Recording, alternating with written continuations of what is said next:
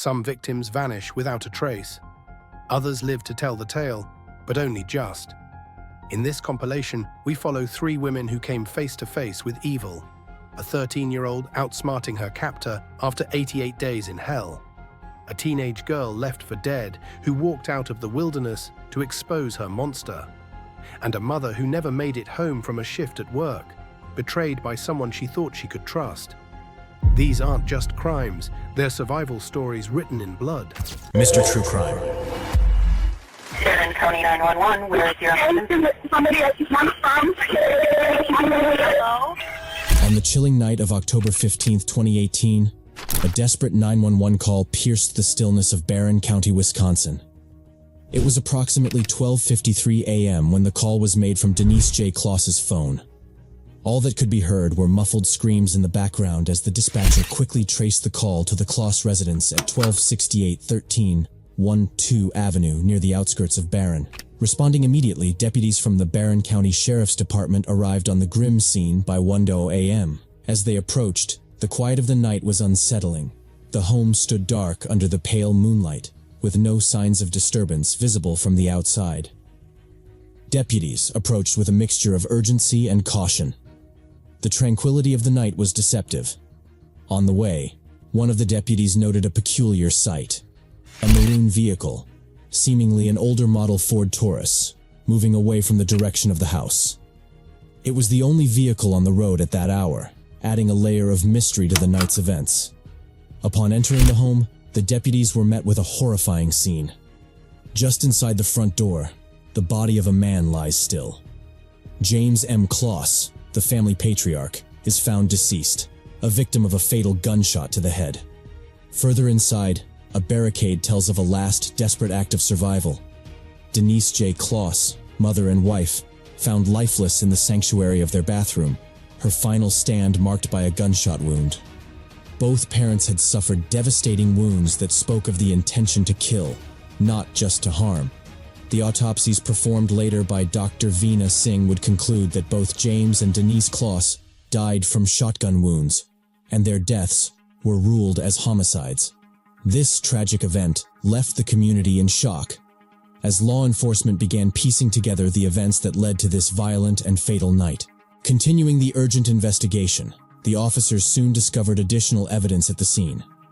Detective Hagen found a 12-gauge shotgun shell outside near the concrete steps leading to the front door, and another beside James's body. A third shell was discovered in the hallway, directly in front of the bathroom where Denise's life had tragically ended. Amidst the echoes of gunshots, one life remains unaccounted for. Their daughter, 13-year-old Jamie L. Kloss. The empty halls moan with the chilling possibility. Jamie was not found within the walls of her home. The forensic details collected at the residence, including the shotgun shells and distinctive boot tread patterns in blood near the entryway, pointed to a violent breach and rapid movement within the house. These clues were crucial in piecing together the events of that fateful night. As dawn broke, the search for Jamie began. With each passing moment, urgency filled the heart of Barron County, where hope and despair had become intertwined. The initial sweep of the house revealed no signs of Jamie Kloss. The empty home now became the center of a frantic search. The situation escalated into a multi-jurisdictional investigation as an Amber Alert was issued for the missing girl, fearing she had been abducted by the assailant. As the investigation deepens, a crucial tip emerges. Agents receive an intriguing lead suggesting a twist in the family dynamic, a dispute over property eviction. This new information hints at the possibility that Jamie might be hiding at her uncle's residence, far from the Kloss family home. Could this familial tension hold the key to unraveling Jamie's whereabouts? The agents prepare to delve into this lead, hopeful yet cautious of what they might uncover. Despite efforts to directly contact the source of the tip through the provided details, the elusive informant remains silent, deepening the mystery and urgency.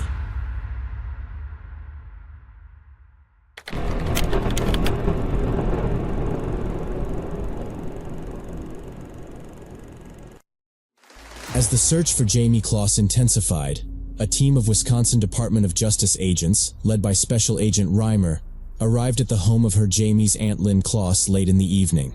Lynn was cooperative and visibly concerned, allowed the agents to thoroughly search her home while discussing the family's dynamics and recent events. Despite their efforts, no signs of Jamie were found.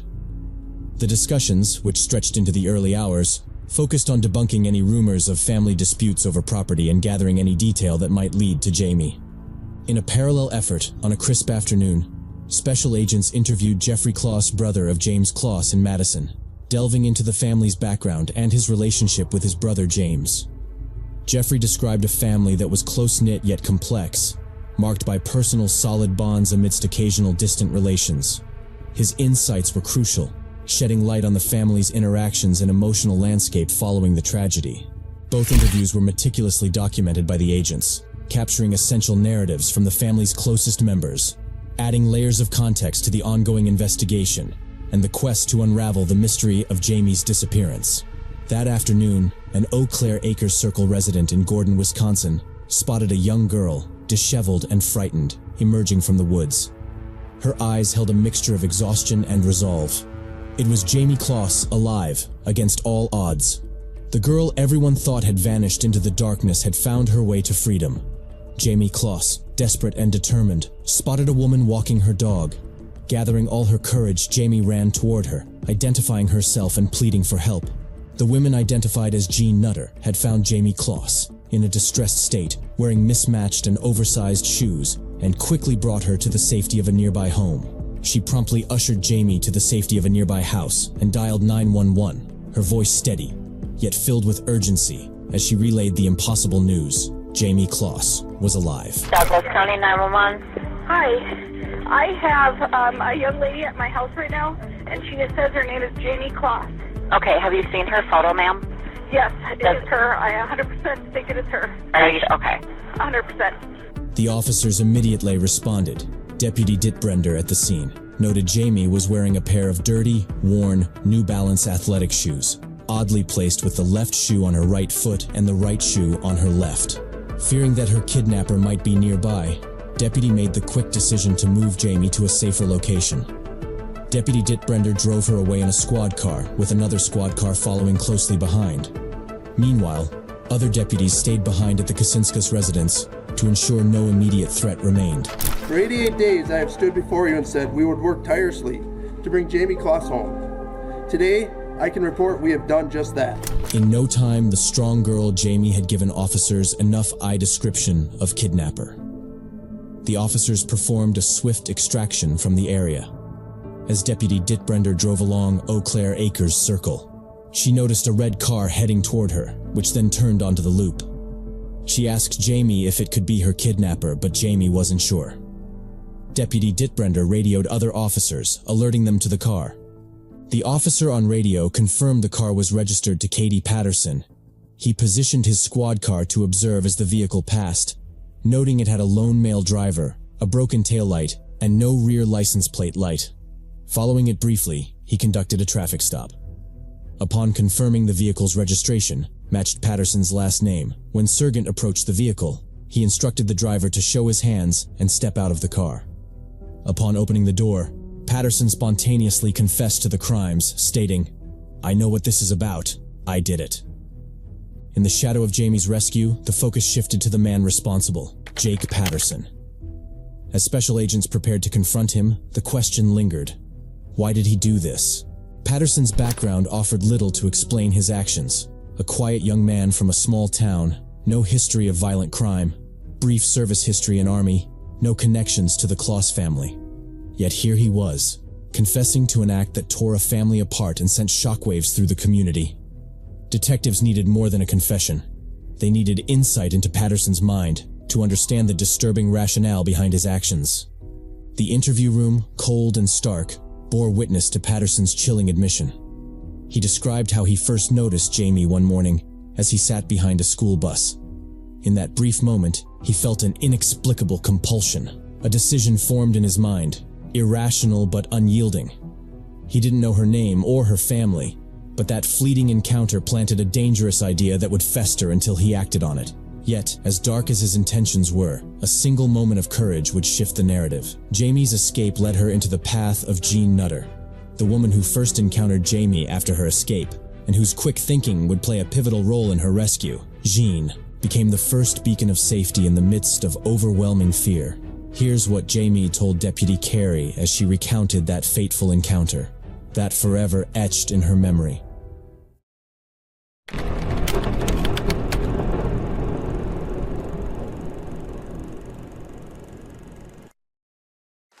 According to Jean, she was returning from a walk around Eau Claire Acres Circle at approximately 4:10 p.m. when she saw a young girl in distress. The girl immediately identified herself, saying, "I'm Jamie Kloss," and pleading for help. Jean noted that Jamie was disoriented, visibly exhausted, and her clothes were unkempt and ill-fitting, notably wearing oversized men's shoes that hindered her ability to walk. Realizing the gravity of the situation, Jean decided to take Jamie to the nearby Kacinskas residence, recognizing the name Patterson from a mailbox and knowing his cabin was close by.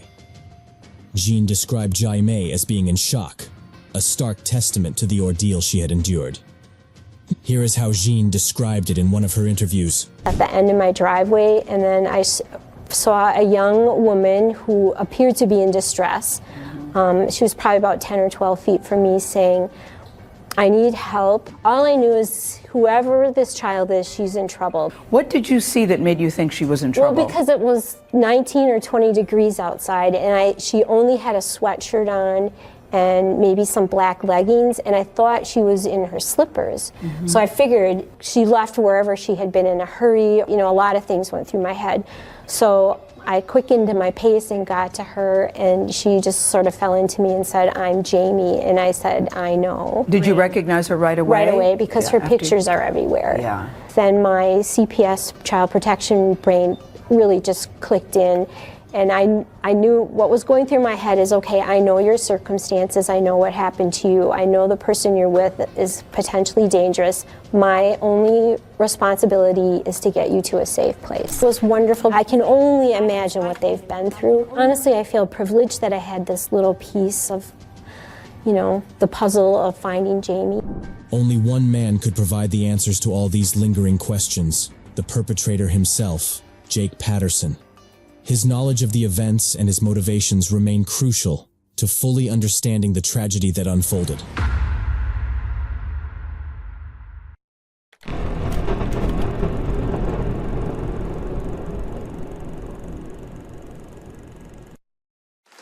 Investigation into Patterson's background painted a chilling portrait of premeditation and obsession.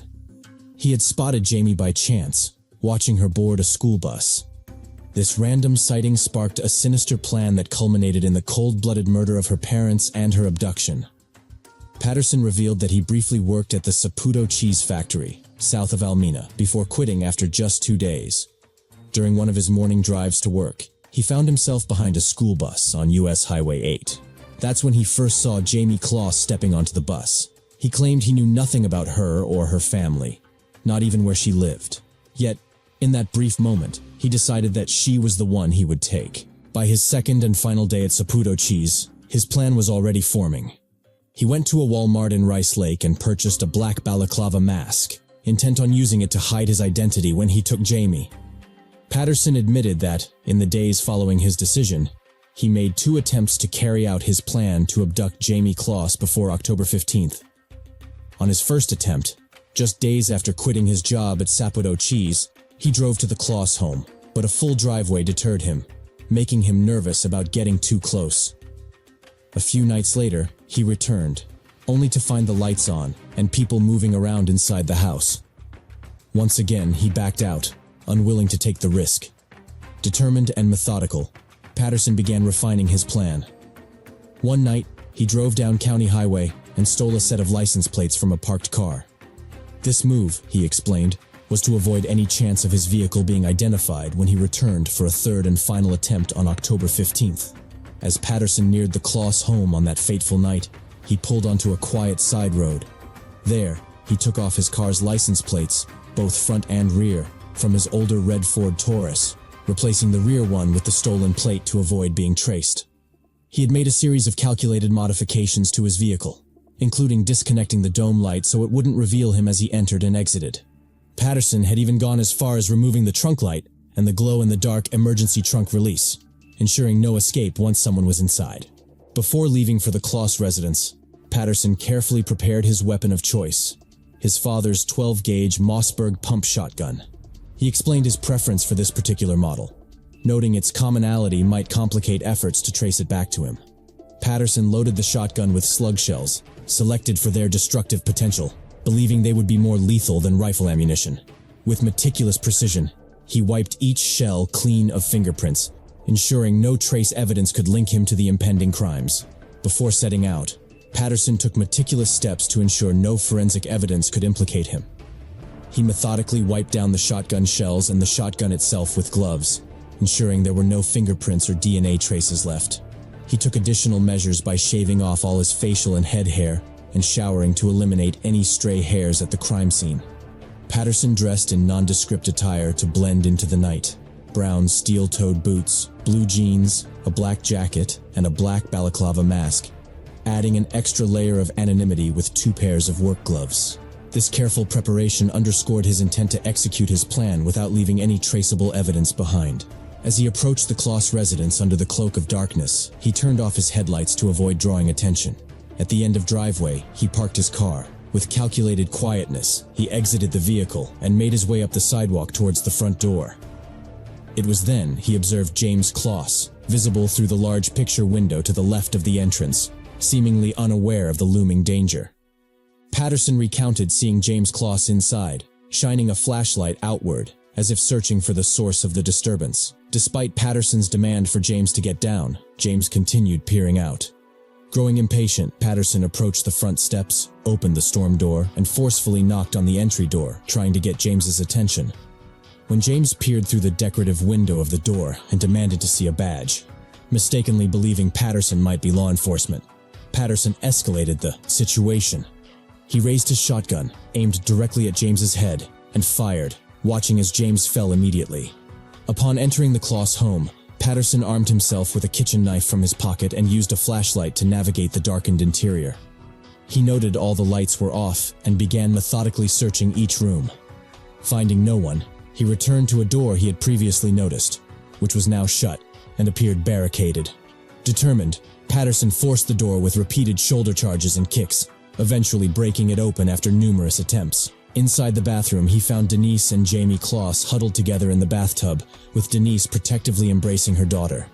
Patterson violently tore down the shower curtain to fully expose them, confronting the terrified pair directly as they tried to shield themselves in the corner of the small, enclosed space.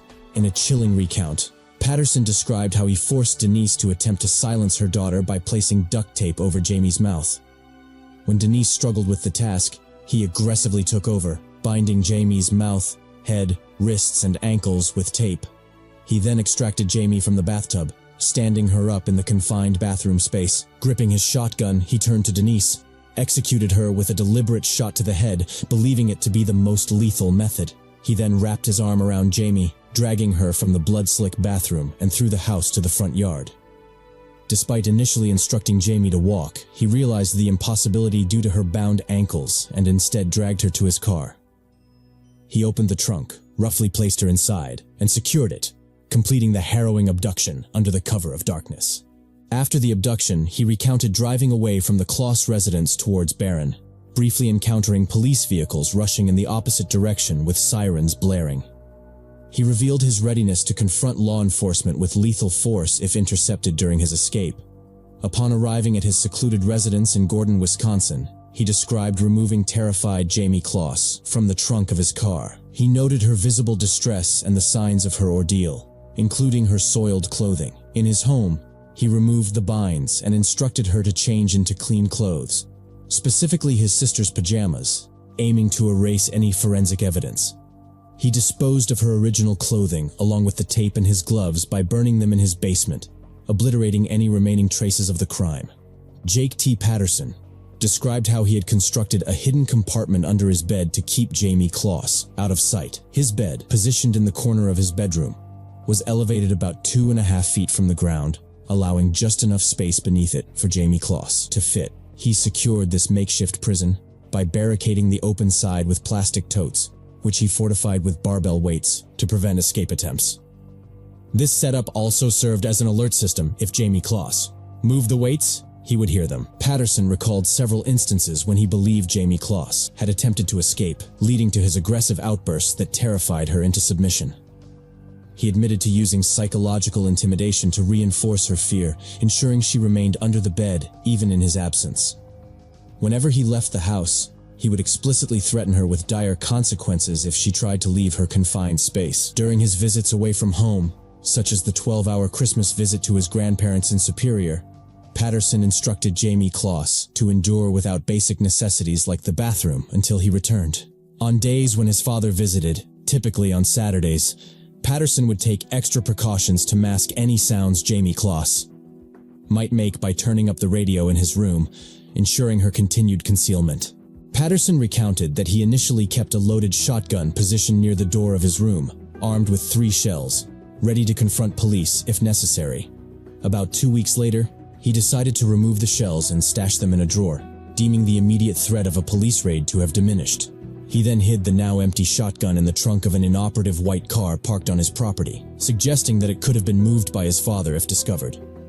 Patterson detailed where he stored the clothing he wore during the abduction: his brown steel-toed boots, a black jacket, a black mask, and jeans, all stashed away from the main scene. He expressed surprise at the absence of any blood on his clothes following the violent entry and shootings, a fact that left him unconcerned about potential forensic evidence clinging to his apparel. Patterson provided detailed descriptions and a hand-drawn diagram of the Kloss home, marking his entry point, the areas where the murders occurred, and his escape route. He pinpointed on the map the locations within the house where James and Denise Kloss were fatally shot. He also illustrated how he forcibly removed Jamie Kloss from the home, detailing the path he took from the house to where he placed her in the trunk of his car. Further, Patterson outlined the floor plan of his own residence, specifying the location of a garbage can where he discarded a stolen license plate used during the kidnapping.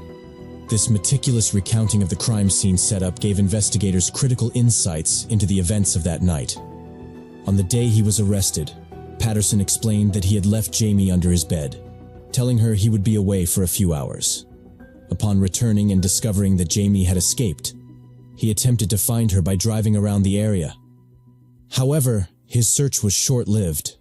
He returned home only to be greeted by law enforcement, realizing then that his crimes had finally caught up with him, marking the end of Jamie's harrowing ordeal and the beginning of his accountability for his actions.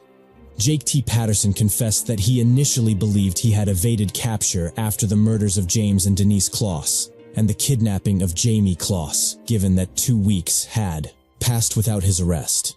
He admitted to not knowing Jamie personally or even her name before the abduction, having not encountered her on social media or elsewhere. Patterson only became aware of Jamie's identity and those of her deceased parents from news coverage following the crimes.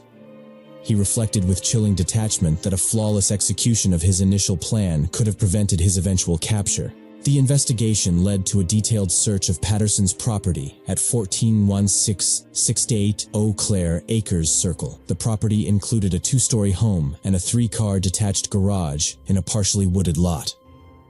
Inside, the residence was organized with a functional layout: bedrooms on the lower level, an L-shaped stairway leading to a combined open-concept living room and kitchen on the 2nd floor. The property, blanketed in snow, was thoroughly documented by law enforcement teams. During the intensive search of Jake Patterson's property, law enforcement meticulously collected evidence to build the case against him. This evidence painted a clear picture of his calculated preparations for the crime and his attempts to avoid detection. Among the 89 pieces of evidence gathered were key items that highlighted Patterson's methodical approach and the grim reality of his actions. These items were recovered during the thorough search of Patterson's residence and property. These items corroborated the harrowing account of the crimes as described by Jamie and formed a crucial part of the prosecution's case against Patterson. Each piece of evidence added a layer of understanding to the extent of Patterson's planning and the brutal execution of his plan. Mossberg silver and black-colored shotgun and 3 remaining shotgun shells. Brown-colored leather steel-toed boots. Black-colored jacket. Black-colored mask. Stolen license plate. Glow-in-the-dark colored T-handle trunk safety release lever. The investigation swiftly intensified, revealing chilling details of meticulous planning and cold-blooded execution by the suspect, Jake Patterson. Patterson confessed that his motive for the attack was clear from the outset: to kidnap Jamie without leaving any witnesses. As the layers of this disturbing case unfolded, what came next would shake the community further.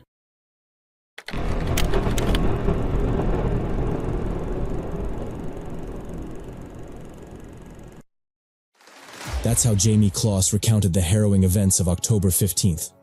She had been fast asleep when her dog's barking jolted her awake. Moving to investigate, she noticed someone approaching the house. Fearing for her family's safety, she quickly alerted her parents.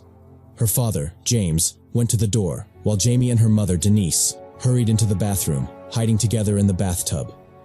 In a moment that still haunts her, Jamie heard a gunshot, realizing with horror that her father had been killed. Her mother tried to call for help, but it was too late. Sharon County 911, where is your husband? Somebody I just want to from. Hello?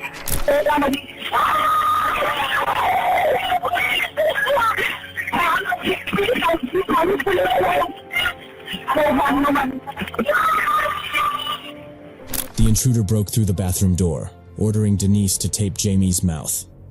After she complied, he shot her. Jamie remembered her first sight of him, clothed entirely in black, from his mask to his gloves. The man, later identified as Jake Patterson, bound Jamie's hands and ankles in black tape, dragging her to his car and shoving her into the trunk. As they sped away, she could hear the distant wails of sirens heading toward her home. Patterson drove for what felt like an eternity, nearly 2 hours before reaching his secluded house. He made her change clothes there, muttering about evidence as he disposed of her belongings. Life in Patterson's house was a nightmare. Jamie was forced to hide under his bed, a makeshift prison fortified with heavy weights and storage totes. He kept her there whenever someone visited, playing loud music to muffle any noise. Once, suspecting she had moved one of the totes, Patterson struck her with a handle, warning that punishment would be worse if she tried again. Each day, she endured isolation, kept under his control, often without food or water, confined for hours at a time. She recounted that Patterson would often have friends or relatives over, and during these times he forced her to hide under his bed. To ensure she remained hidden, to further isolate her, he would play music loudly to drown out any sounds when others were present. Patterson's manipulation extended to severe restrictions. He would leave Jamie under the bed for up to 12 hours without food, water, or bathroom breaks. On one occasion, he violently struck her with a handle used for cleaning blinds simply because she had angered him, though she could not recall what had provoked his wrath. He chillingly warned her that future missteps would result in even harsher punishment. On January 10th, 2019, Jamie saw her chance. Patterson told her he'd be gone for 5 or 6 hours and forced her under the bed as usual before leaving. Once the house fell silent, she mustered her courage, pushed the bins and weights blocking her in, and crawled out. With her heart racing, Jamie slipped on a pair of Patterson's shoes, exited the house, and started down the road.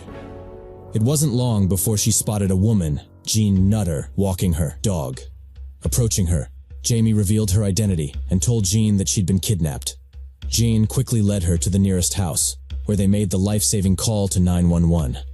The escape of Jamie marked a dramatic end to her 88 days in captivity. This woman, recognizing the girl from news reports as the missing Jamie Kloss, immediately contacted the police. The details of the crime scene, the items recovered, and Patterson's own chilling account of the events paint a stark portrait of a calculated criminal mind and a miraculous escape that captivated and horrified the nation.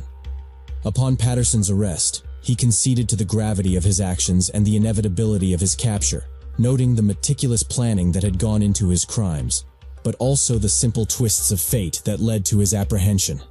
In the end, he had underestimated Jamie's resilience and the community's commitment to finding her. During the interview, Patterson admitted to holding Jamie at his residence from the day of the abduction until her escape.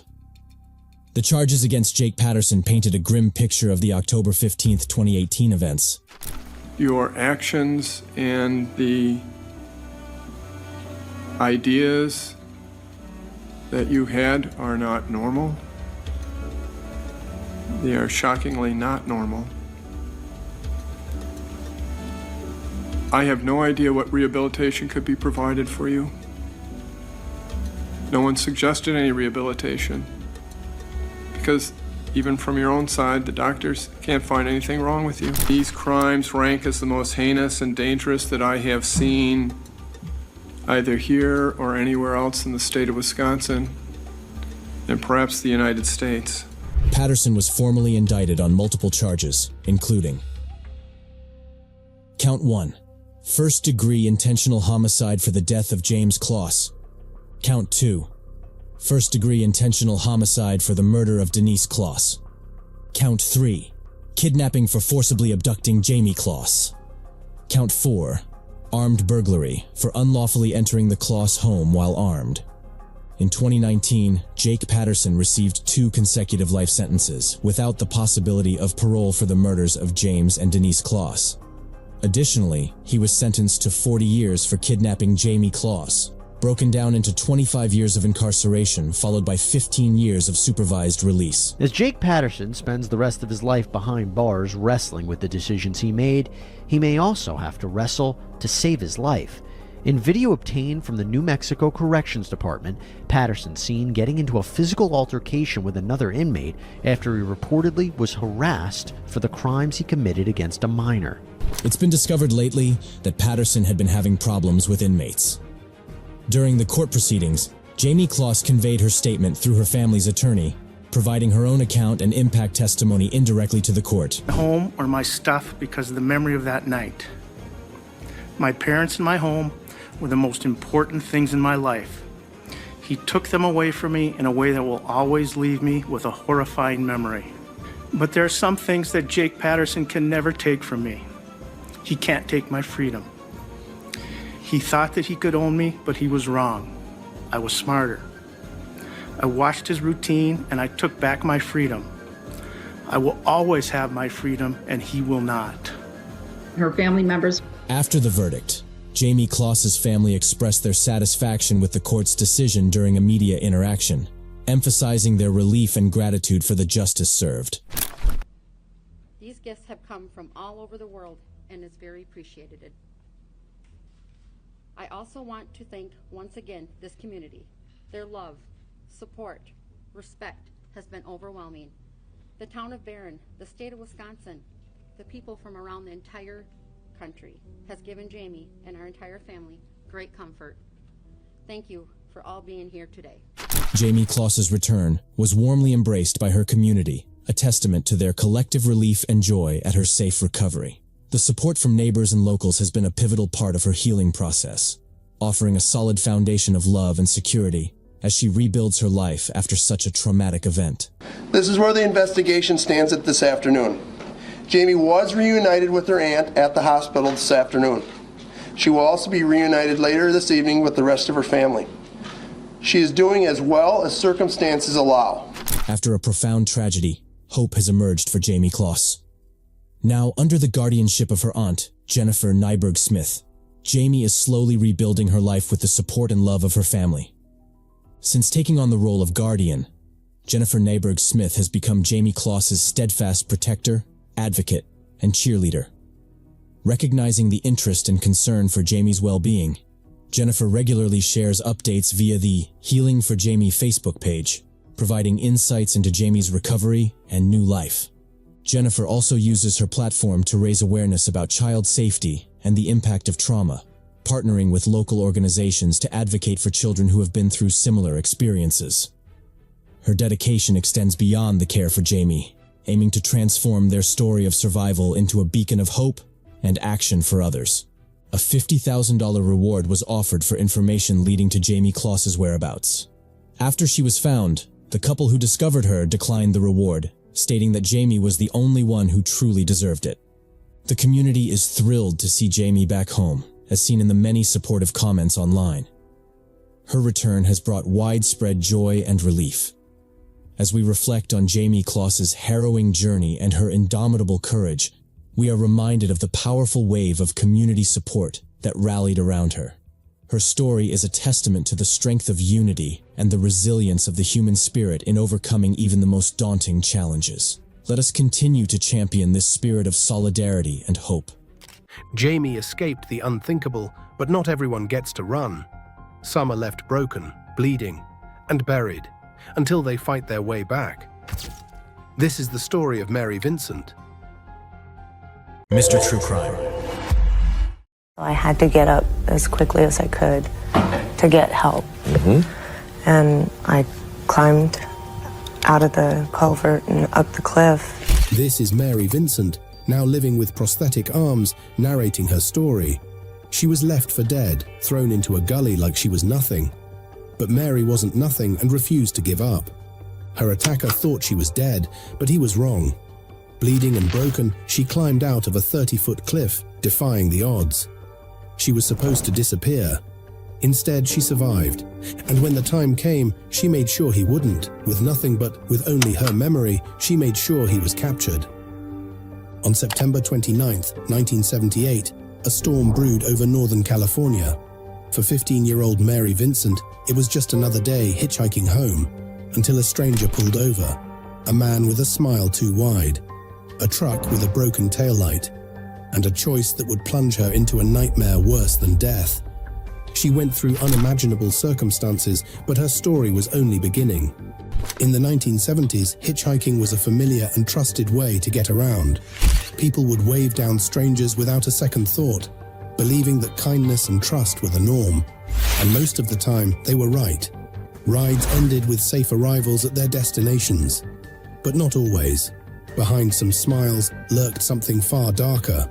For 15-year-old Mary Vincent, what began as a simple request for a ride turned into a nightmare so harrowing that it would change her life and the justice system forever. On September 28, 1978, 15-year-old Mary Vincent stood on the roadside, seeking a ride to Los Angeles to visit her grandfather. But how did Mary Vincent find herself on that lonely roadside flagging? Mary Vincent was born in 1963 and grew up in Las Vegas, Nevada, with 7 children. She was the middle child, raised in a home that struggled to make ends meet. Her father, a military veteran, later worked as a mechanic, while her mother earned a living as a blackjack dealer in one of the city's casinos. Despite living in a town known for indulgence and freedom, Mary's parents were strict and conservative. Her father was known for his temper, and the constant tension between her parents created a strained family dynamic. Despite the challenges around her, Mary was a bright and spirited child with a love for dance. She loved performing and dreamed of becoming a world-traveling competitive dancer. At 13 years old, she impressed audiences with a solo dance routine at the Miss Universe pageant. One day, Mary's sister warned her that their father, already in a bad mood from a severe migraine, was coming home furious with Mary. Terrified of facing his wrath, 15-year-old Mary hurriedly fled her home's tense atmosphere. In desperation, she sought refuge with her boyfriend. Together, they left Las Vegas and headed towards San Francisco, where they lived briefly. That summer, Mary stayed with her boyfriend in his car, trying to make the best of their situation. Their fragile setup came to an abrupt end one morning when a police officer found them asleep in the car. Upon checking their IDs, it was revealed that Mary was a minor and her boyfriend was an adult. He was arrested and charged due to the age difference, as the law considers such relationships exploitative regardless of consent. With her boyfriend detained and their only shelter confiscated, Mary was alone in an unfamiliar city. Left without any support or financial resources, she had no choice but to decide to return home. When her parents divorced, life at home became difficult. Looking for a break from the stress, dreaming of a brighter future, and tired of the challenges she faced at home, Mary decided it was time to chase her dream of becoming a dancer. Filled with determination, she set her sights on her grandfather's house in California, which felt like home to her. The journey was no small feat. She would need to travel over 600 kilometers. But her longing for a fresh start and a sense of belonging gave her the strength to set out on this path. Her grandfather's home held an added allure. It was close to Hollywood, the heart of the entertainment world. Mary envisioned herself stepping into the spotlight, pursuing her passion for dance, and becoming part of the vibrant industry she had always dreamed of. Given her past experiences with hitchhiking long distances without any trouble, Mary saw no reason to fear using the same method for her journey. On September 28th, she packed her belongings into a backpack and set out for her grandfather's house with determination. Young and striking, Mary found it easy to flag down drivers willing to offer her a lift. However, the nature of hitchhiking meant most rides were short, covering only a few kilometers before she would have to find another driver and repeat the process. Despite the challenges, she pressed on, confident in navigating her way. In the 1970s, hitchhiking was usual for young people without cars to get around. On one of these trips, Mary's life would take a turn she could never have imagined. Upon arriving in Modesto, Mary encountered two other hitchhikers, Pedro and Larry, who had staked out a spot near a busy street. Hitchhiking in a group seemed safer, and Mary felt a sense of camaraderie with her new companions. Before long, a blue van pulled up, driven by a middle-aged man. The driver glanced at the trio and singled Mary out, gesturing for her to get in. He explained he could take her to Los Angeles. Although it wasn't her final destination, the ride would cover a significant portion of her journey, leaving her just 45 minutes from her grandfather's house. When all three tried to get into the van, the man abruptly insisted there was only room for one passenger. Pedro and Larry exchanged wary looks. A glance inside the vehicle revealed plenty of space, making his claim suspicious. Concerned, they urged Mary not to get in, pointing out that something about the man's behavior felt off. They advised her to wait for another, more trustworthy ride. However, Mary, repeatedly being dropped off after short rides, decided to dismiss their warnings. She was desperate for a longer ride and relief from the endless cycle of getting in and out of cars. Against her better judgment, she climbed into the front passenger seat. At first, the driver seemed friendly despite his somewhat rough demeanor. He engaged her in conversation, and the first few miles of the journey passed without incident. When he picked up Mary, he first took her to his house, filling 2-gallon jugs with vodka and then taking them with him when they left the house. He was drinking heavily along the way. As Mary sat in the passenger seat, she sneezed. The driver asked if she was feeling sick and, without warning, reached over to touch her neck, saying he was checking her temperature. The unexpected touch felt wrong, making Mary uneasy. Tired from the long and challenging travel days, Mary eventually drifted asleep. When she woke, the van had left the main highway and headed into the quiet, empty countryside. As they neared Interstate 5, Mary noticed something was wrong. The driver had driven past the exit. Alarmed, she grabbed a pointed surveyor stick beside her and demanded he turn the van around. Singleton, trying to calm her, claimed it was a simple mistake. He turned the van around and headed back toward Interstate 5, reassuring her that everything was fine. A few miles later, the driver pulled the van over, claiming he needed to relieve himself and couldn't wait until the next gas station. Thinking nothing of it, Mary decided to leave the van to get some fresh air. As she bent down to tie her shoelace, enjoying a brief moment of calm, the man quietly approached her from behind. Suddenly, he struck her on the head with a hammer. The blow came without warning, and Mary fell to the ground. The man she had trusted for a ride had shown his true cruel intentions instantly. Then he attacked Mary on the head and back multiple times. Hours later, when Mary regained consciousness, she found herself in a situation far worse than she could have ever imagined. She was tightly bound in the back of the van, naked, her arms stretched out and secured against opposite walls, leaving her immobilized. The man threatened to kill her if she dared to scream. Throughout the long, terrifying night, he repeatedly assaulted her, forcing her to endure his horrific actions. As he carried out his sick demands, he instructed her to be a good girl.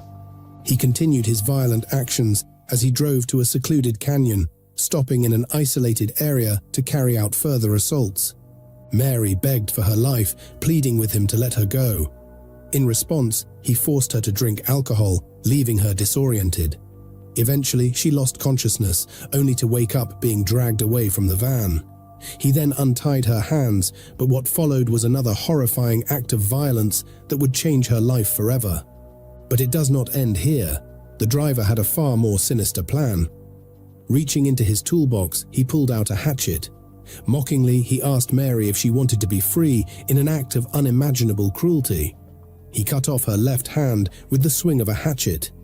He then turned his rage to her right arm, hacking at it with the same brutal force, leaving Mary in unimaginable pain.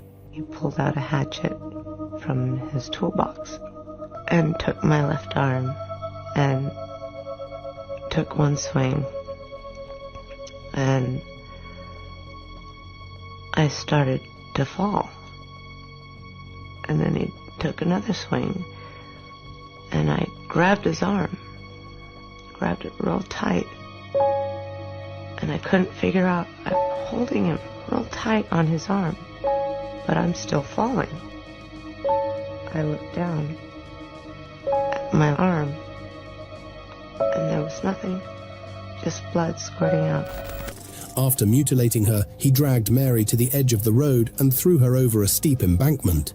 He then climbed down to where Mary was lying, badly hurt and bleeding, and pushed her into a culvert. As she lay there, he coldly said she was free and left her alone to die in the wilderness. When he was done chopping my arm off, I lay there bleeding, and he threw me off a 30-foot cliff. As he drove away, he was sure he had silenced Mary Vincent forever. In his mind, there would be no consequences, no justice, just the memory of a nameless victim left to die with her injuries in the isolation of the culvert. He believed he had committed the perfect crime. But Mary Vincent was not ready to be erased. Despite the unimaginable pain and her devastating injuries, she refused to let this be the end of her story. Mary Vincent chose to survive. Even at just 15 years old, Mary Vincent understood the gravity of her situation. She knew her life was slipping away. It was only a matter of time. Mary was now mutilated, naked and bleeding heavily. Despite the overwhelming trauma she had endured, Mary Vincent's will to survive burned with an intensity that defied human comprehension. Blood poured from her mutilated arms, and the pain of her injuries threatened to consume her. Yet, against all odds, Mary summoned the strength to fight. She remembered a lesson from her time in the Philippines. If you're bleeding and don't have anything to stop it, stick your wound in the dirt until the blood clots. She pressed the stumps of her arms into the dirt to slow down the bleeding. After that, she did not remember how she managed to climb the 30-foot ravine. But somehow she did. She stood at the top, maimed, naked, covered in blood, and utterly alone, yet still fighting to survive. For hours, Mary trekked along the isolated road, her body weakened almost beyond endurance, but driven forward by sheer determination. I remember God said to just keep walking. He said, "I'll get you to safety." And I listened, Mary later recalled. She listened carefully for the sound of passing cars, any noise that might guide her through the vast, dark desert. When she finally reached the main road, she could only imagine how she must have appeared to the drivers. Headlights illuminating a naked, bloodied figure, her mud-caked arms raised in a desperate plea for help. The first car she tried to flag down had 2 men inside. However, her horrific appearance was so shocking that the men panicked and sped away. But then a second car, a young couple on their honeymoon who had taken a wrong turn, stopped. Without hesitation, they came to her aid, wrapping her in towels and rushing her toward the nearest hospital, ensuring her nightmare would not end in silence. Mary's journey of survival was far from over, but she had taken the first step in defying the man who had tried to silence her forever. The couple who stopped to help her appeared terrified, concerned that the attacker might still be in the area. Despite her injuries and exhaustion, Mary's focus remained on stopping the man who had done this to her. She urged the couple to take her to the authorities immediately so she could provide information to capture him. Mary's arrival at the emergency room sent shockwaves through the medical staff. Her injuries were so catastrophic that many doubted she could survive. The extent of the trauma, the loss of both arms, the massive blood loss, and the psychological toll seemed invincible. Yet once again, she defied the odds. Mary demanded the police take her statement. She began recounting every detail of her ordeal with remarkable clarity, determined to ensure her attacker would be caught. At the hospital, the wounds were so severe that they had to draft muscle from her legs to reconstruct part of her arm. Her description to the police sketch artist was precise, leaving no room for doubt about the identity of her attacker. Through multiple life-saving surgeries and hours of intensive care, she clung to life with persistence.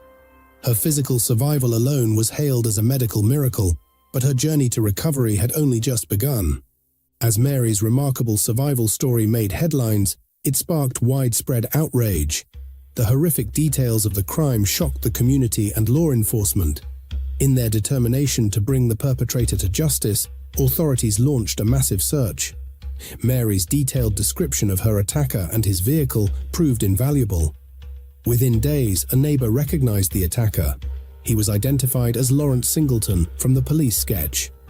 Singleton was arrested at his second home in Nevada when one of his neighbors recognized him from the sketch and informed authorities. As the investigation unraveled, attention shifted to Singleton's past, painting a portrait of a man whose outward life seemed ordinary but concealed a darker side. Lawrence Singleton was born in Tampa, Florida, on July 28, 1927.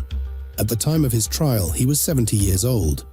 Singleton's past included a string of 7 felony convictions from 1 incident and 3 dishonesty crimes. Standing 5 feet 11 inches tall and weighing 195 pounds, Singleton's early life and career painted a complex picture of a man who eventually became a notorious criminal. Singleton grew up in Tampa and left school at the age of 16.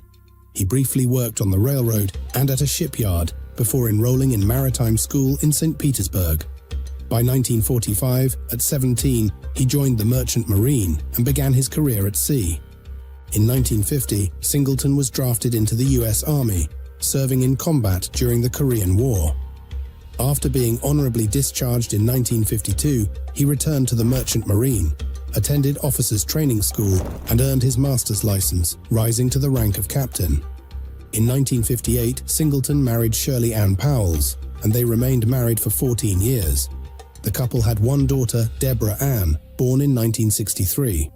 Shirley passed away in 1977, leaving Singleton widowed. Deborah went on to work as a psychiatric nurse in a county jail in Seattle, Washington. Despite the surface appearance of a stable life and career, Singleton's later actions revealed a much darker reality. During the trial of Lawrence Singleton, he presented his version of the events leading up to Mary Vincent's attack.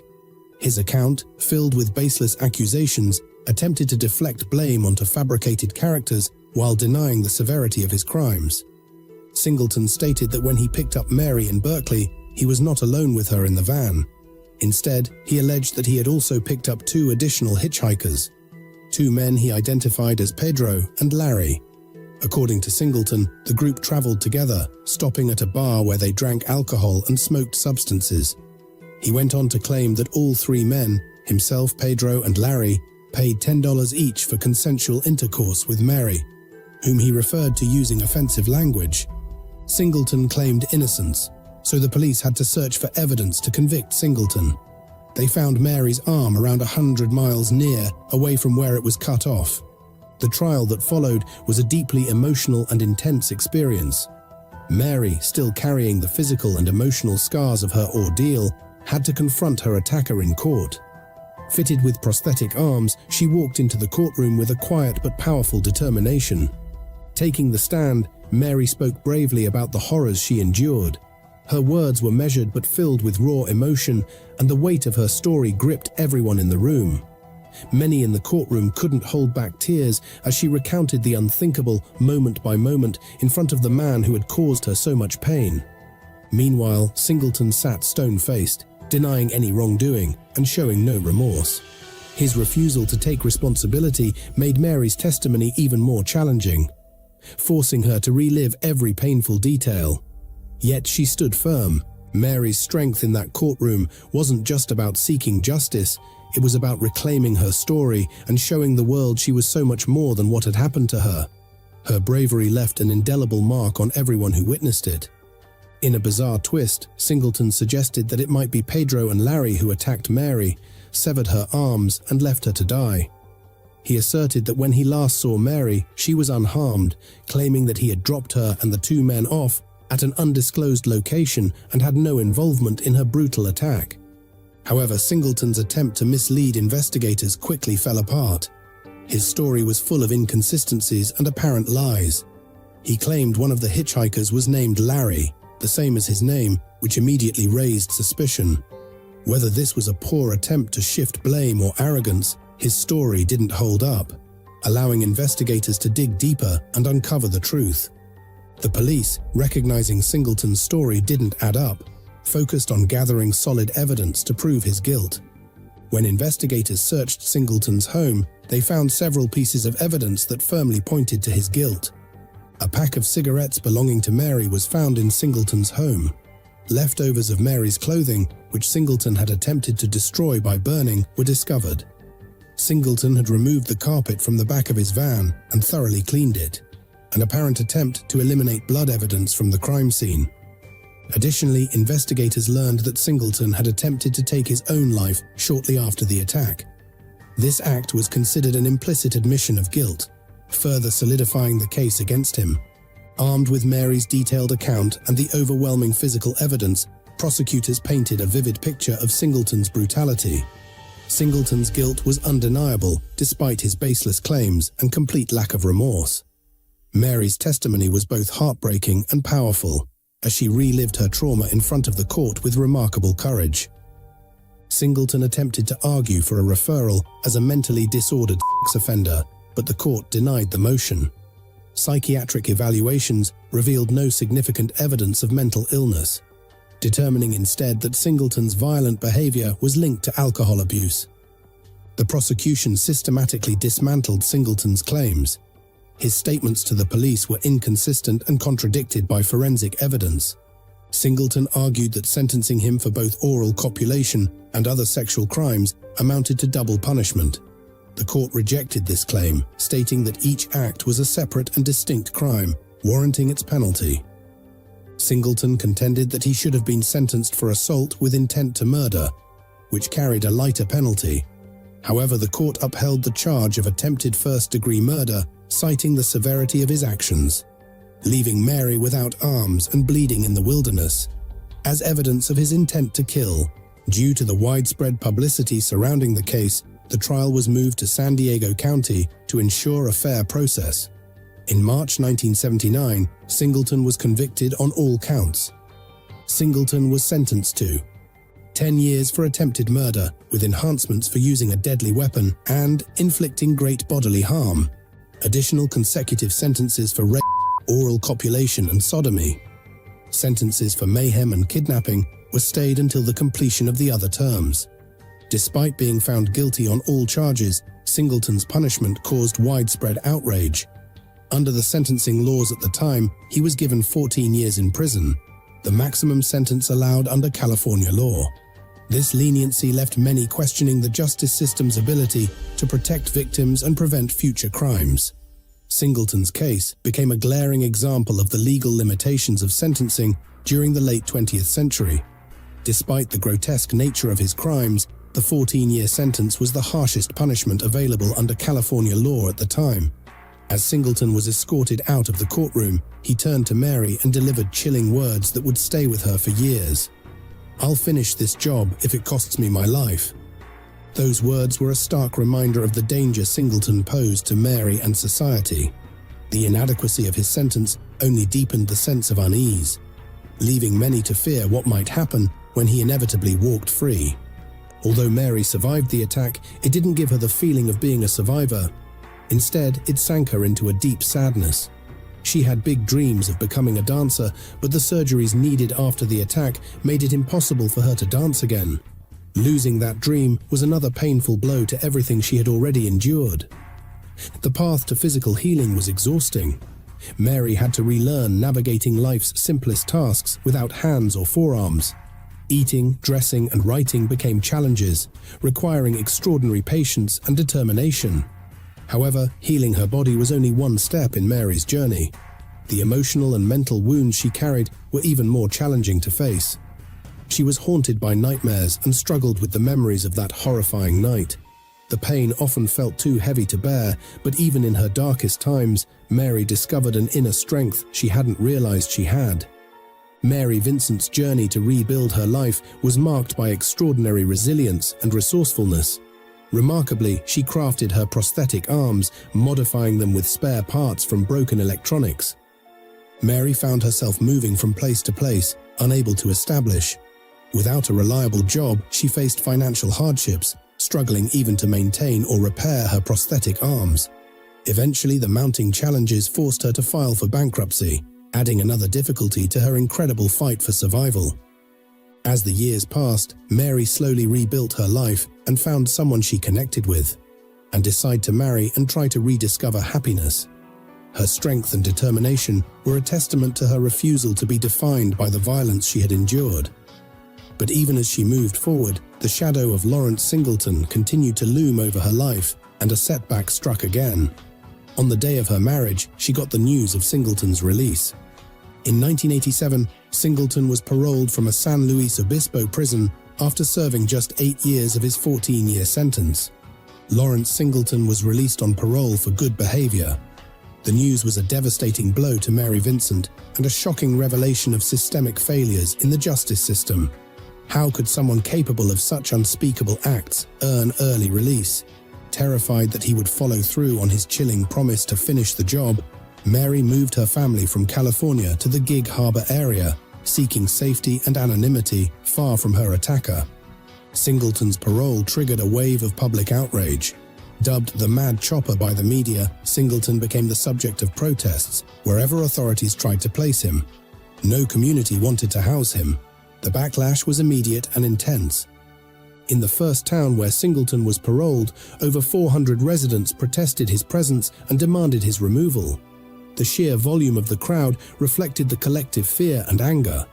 News of his location spread during his temporary stay at a hotel. Within hours, multiple protesters gathered outside, forcing authorities to relocate him again. This pattern repeated itself in every area he attempted to settle. Communities vehemently rejected him, unwilling to bear the risk of harboring a man with such a violent history. Eventually, officials, out of options, placed Singleton in a trailer on the grounds of San Quentin Prison.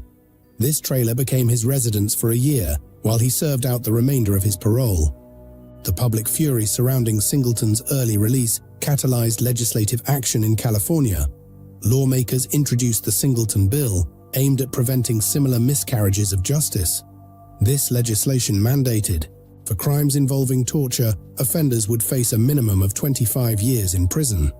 The bill barred early parole for individuals convicted of crimes involving torture. Ironically, the Singleton Bill, named after Lawrence himself, could not be retroactively applied to his case. While the law was a critical step forward in ensuring public safety, it was little solace for Mary and others who believed Singleton's release foreshadowed further tragedy. After completing his parole in California, Singleton returned to his birthplace, Tampa, Florida, hoping to start anew. However, his notoriety followed him. Singleton initially moved in with his brother, but the house was firebombed by an enraged protester, forcing him to leave. Even in Florida, no one wanted him. His infamy and the gruesome nature of his crimes left people terrified. In one instance, a resident offered Singleton $5,000 to leave the state entirely. Eventually, Singleton settled in a small, relatively uninformed community where many residents were unaware of his past. Others who knew chose to rationalize his presence, believing he had served his time. The release of Lawrence Singleton was not just a legal failure, but a profound personal blow for Mary Vincent. His courtroom threat, "If it's the last thing I do, I will finish the job," haunted her relentlessly. Despite their geographical distance, the fear that Singleton might act on his chilling promise loomed large over Mary's life. The knowledge that her attacker was free was a constant, oppressive weight, making it nearly impossible for her to find peace. For Mary, Singleton's early release epitomized the inadequacies of the justice system. The widespread protests against his parole emphasized society's collective recognition of the persistent danger he posed. Yet while the public rallied to keep Singleton away from their communities, Mary had no escape from the emotional scars he left behind. As Mary worked tirelessly to reclaim her life, the fear and trauma inflicted by Singleton, combined with the stresses of daily life, began to take a toll on her well-being. Personal hardships further complicated Mary's attempts to rebuild her life. Tragically, her marriage broke down, a devastating blow that left her feeling isolated and vulnerable. With her marriage in ruins, every facet of Mary's life seemed to unravel. Mary found herself burdened by mounting debt, struggling to make ends meet. She lost a significant amount of weight, her health deteriorating to the point where she could no longer maintain the upkeep of her prosthetic arms. The combined weight of her trauma, Singleton's release, and her struggles plunged Mary into a period of despair. Despite her incredible strength and resilience, Mary faced an uphill battle. Everything seemed to be going wrong at once, and she was forced to confront the harsh reality of starting over yet again, all while living under the shadow of her past. As if his heinous crimes weren't enough, Lawrence Singleton had audacity beyond belief. After his release from prison, he sued Mary Vincent. Singleton claimed to be the victim, alleging that Mary, along with two accomplices, Larry and Padro, had kidnapped him. The sheer absurdity of his claim was almost as shocking as the crimes he had committed. It was a desperate and transparent attempt to rewrite history and shift the blame for his actions. Unsurprisingly, Singleton's lawsuit went nowhere. The legal system rightly dismissed it as a baseless distortion of the truth. However, Mary Vincent did not let such an affront go unanswered. In response to Singleton's outlandish legal maneuver, Mary filed a countersuit against him. She demonstrated her resilience and unwillingness to let him intimidate her further, so Mary sued Singleton for damages and won. The court awarded her $2.56 million. Unfortunately, this financial victory was largely symbolic. Singleton, who had only $200 to his name then, could not pay the damages. While the lawsuit represented a significant moral triumph for Mary, it also emphasized the ongoing injustices she faced. After everything she had endured, she received nothing in compensation. The fear of Singleton wasn't limited to Mary. His daughter was also terrified of him after his release. Their estrangement was a result of his violent behavior, and she had formally disowned him while he was in prison. Upon his release, she feared he might target her as well, a chilling testament to the lingering terror he inspired, even among those closest to him. The leniency of Singleton's sentence ignited a nationwide debate about how violent offenders were treated by the justice system. Mary Vincent, still in her teens, found herself thrust into the spotlight as an advocate for victims' rights. She spoke with courage and determination, calling for harsher sentences for violent crimes and better support for survivors. Mary's efforts and the widespread outrage over Singleton's case led to a seismic shift in California law. The state enacted a one-strike law for sexual offenders, imposing significantly longer sentences for crimes like those committed by Singleton. These reforms aimed to ensure that violent offenders could no longer exploit the gaps in the legal system. Mary's advocacy inspired similar changes across the nation. Other states began re-examining their sentencing guidelines for violent crimes, recognizing the urgent need to protect potential victims and support survivors. What started as a tragedy evolved into a movement, with Mary Vincent at its heart, determined to ensure that no one else would endure what she had. So what became of Lawrence Singleton after his release?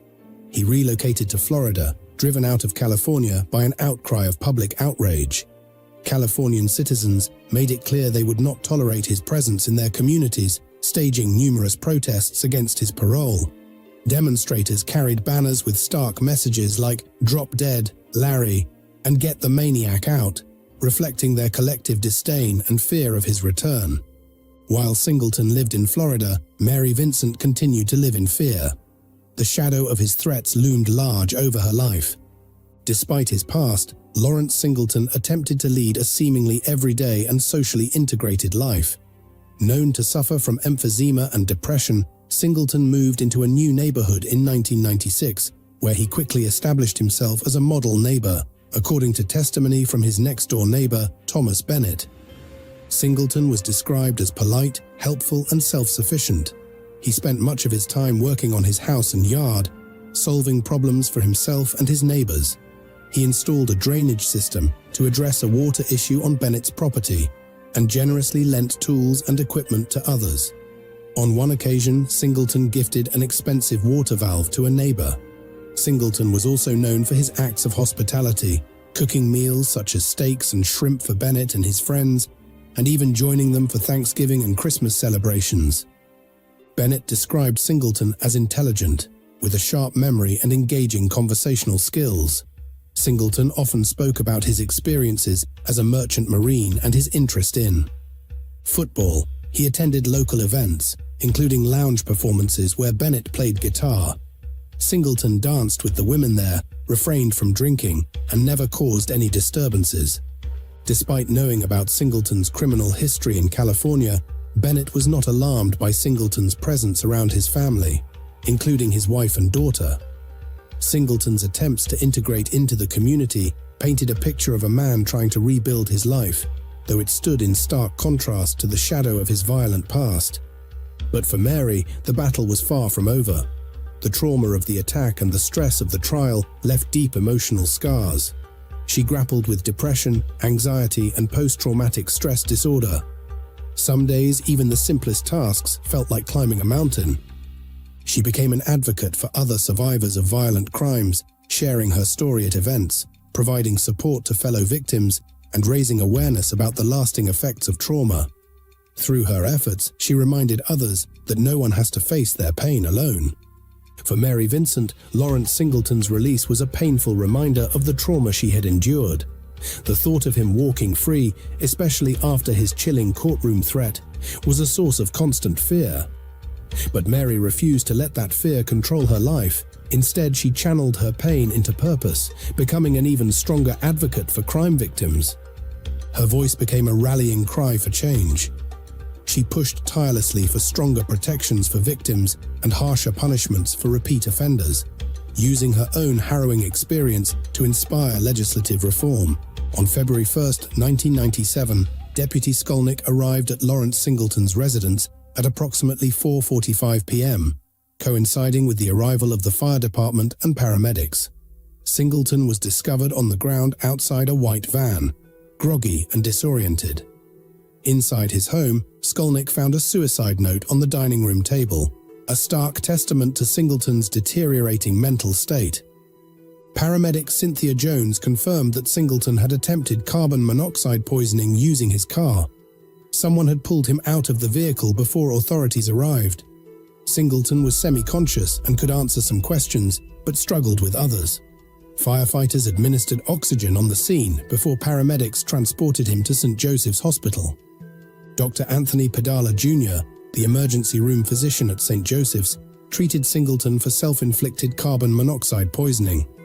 Singleton, who had a history of emphysema and depression, had been drinking heavily, as evidenced by a blood alcohol level of 294. Following stabilization, he was admitted for psychiatric evaluation and treatment. After his release from the hospital, neighbors noticed a significant change in Singleton's demeanor. Once sociable and active, he became distant, depressed, and less engaged in his routine activities. His energy waned, and by the morning of February 19, 1997, although seen outside working, his vigor was visibly diminished. In the weeks leading up to the tragic incident, Lawrence Singleton had met Roxanne Hayes, a 31-year-old mother of 3, on 2 prior occasions. They met at a KFC restaurant in December 1996, where Hayes agreed to perform services for a fee. Singleton had treated her to dinner on both occasions, and their interactions had remained cordial. Despite his history of heavy drinking and depression, Singleton described Hayes as a kind and straightforward person during those earlier encounters. On February 19, 1997, Singleton woke up feeling deeply depressed and took multiple doses of Paxil, an antidepressant prescribed after his earlier suicide attempt. By mid-morning, he began drinking heavily, consuming nearly 2 bottles of high-proof wine and mixing it with antihistamines and prescription sleeping pills.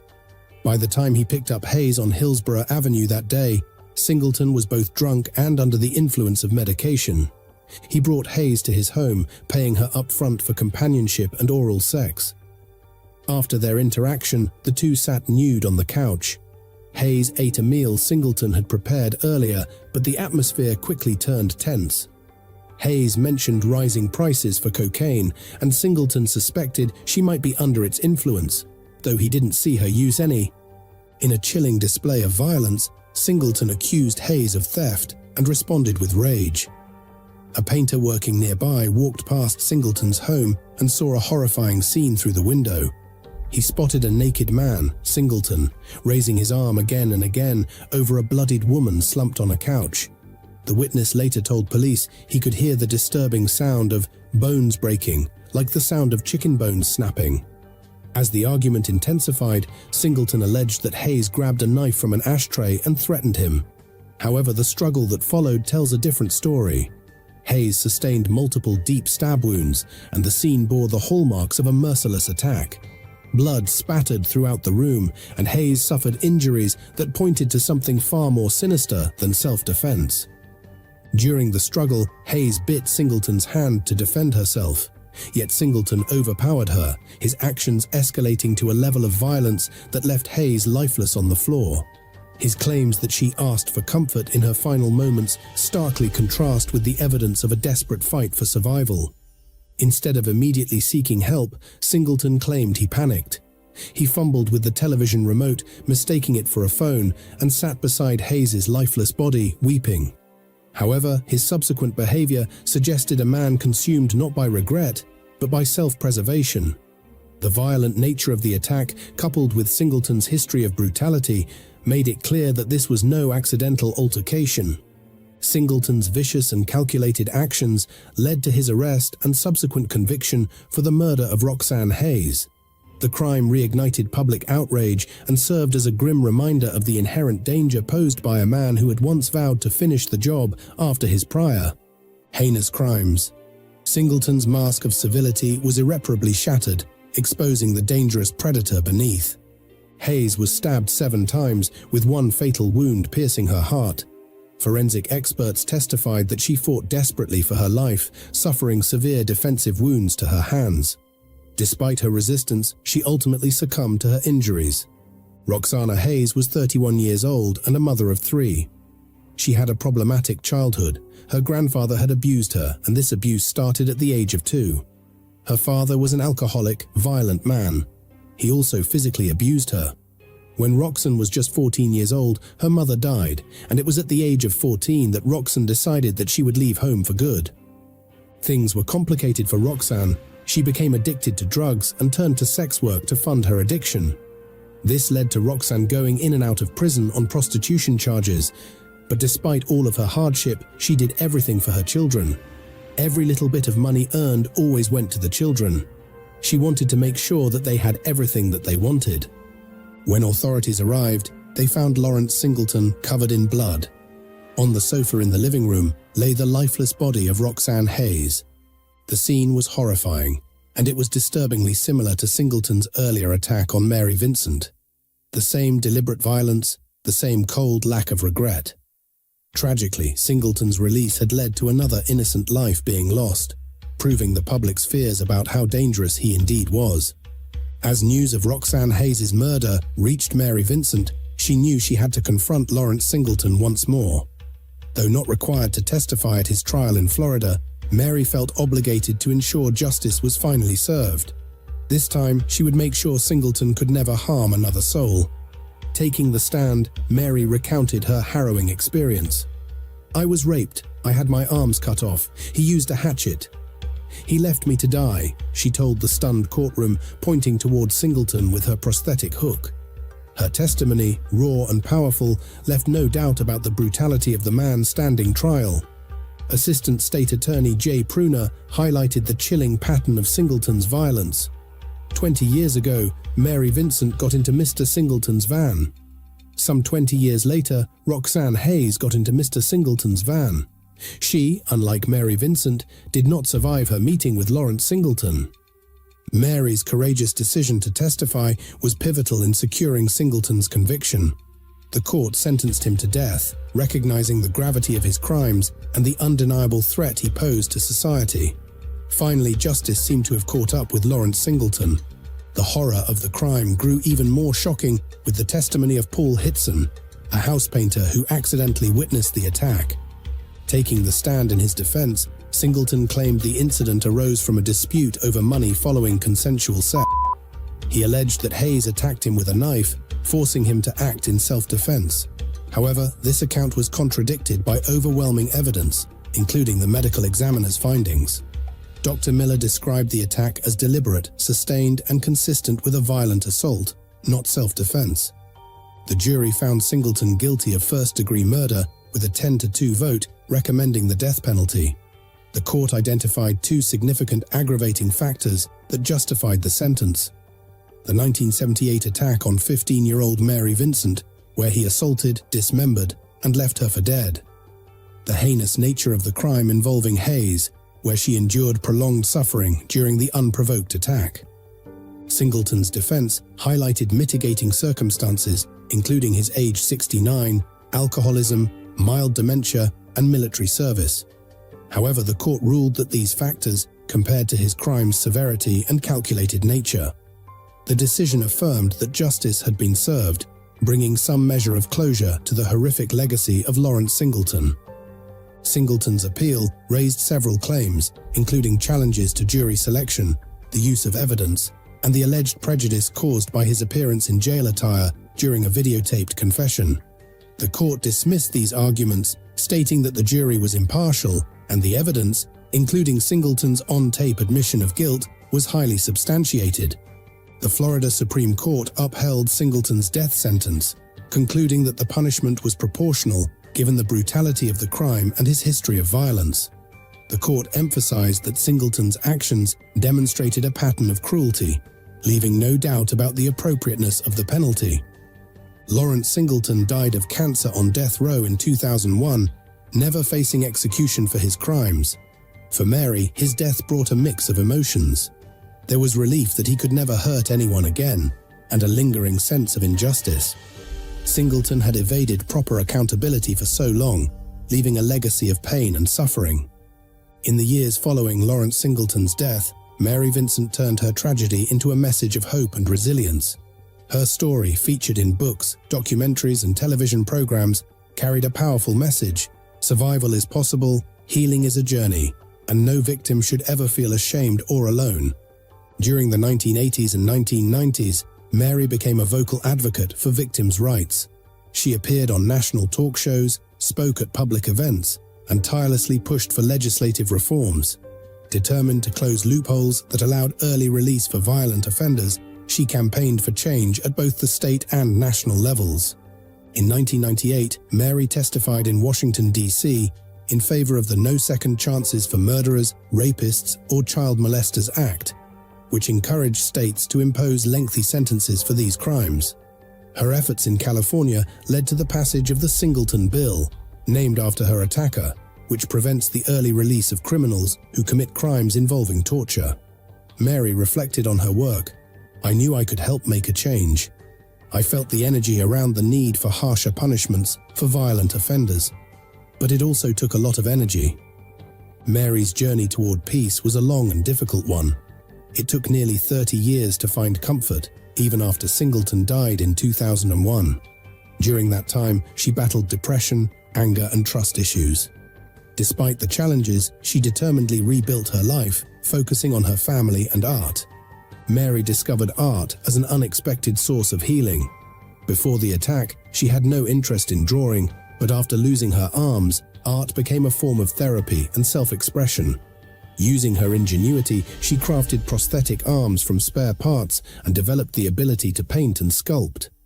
Her artwork not only provided emotional solace, but also became a modest source of income through commissions.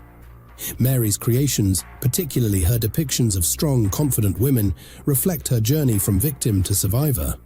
As an artist, Mary focuses on portraying strong, confident women. Her work blends elements of Alberto Vargas's iconic pin-ups with the decorative intensity of Maxfield Parrish. Her creations using chalk pastels depict what some have described as female action figures, delicate yet commanding, sensual yet self-assured.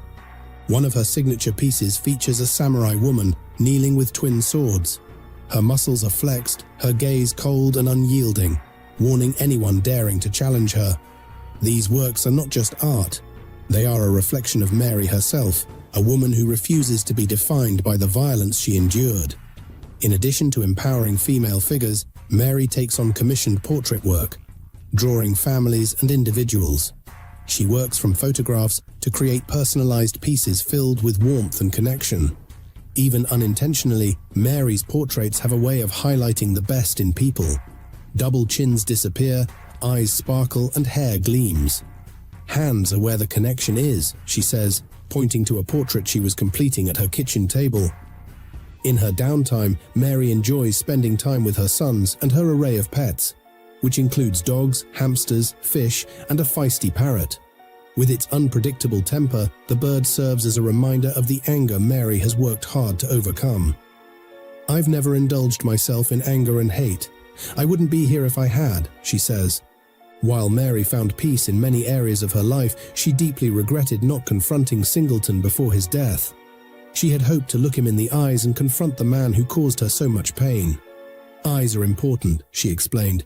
"When he was on top of me, I was looking at the axe, trying to stay alive. I asked later if I could look him in the eye, but it didn't happen." Even decades after the attack, Mary continued to face challenges. Nightmares and sleep-related injuries, including broken bones and dislocated shoulders, were frequent. Despite this, she drew strength from her faith, stating, "Every day I pray to God to make a space I can breathe in, and every day God gives it to me." Mary's journey to finding love and stability was not without its challenges. At 23, in 1986, she gave birth to her first son, Luke, whose father she rarely speaks of. Though their romance didn't last, becoming a mother gave Mary a renewed sense of purpose. "I didn't have a family, so I wanted to make one," she shared.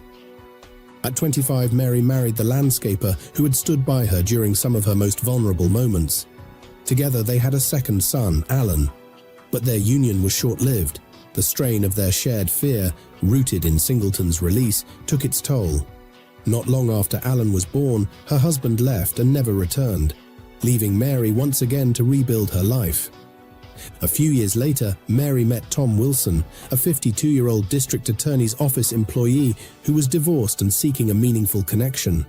On their first date, Tom invited Mary to a nice restaurant and a show, treating her with kindness and patience.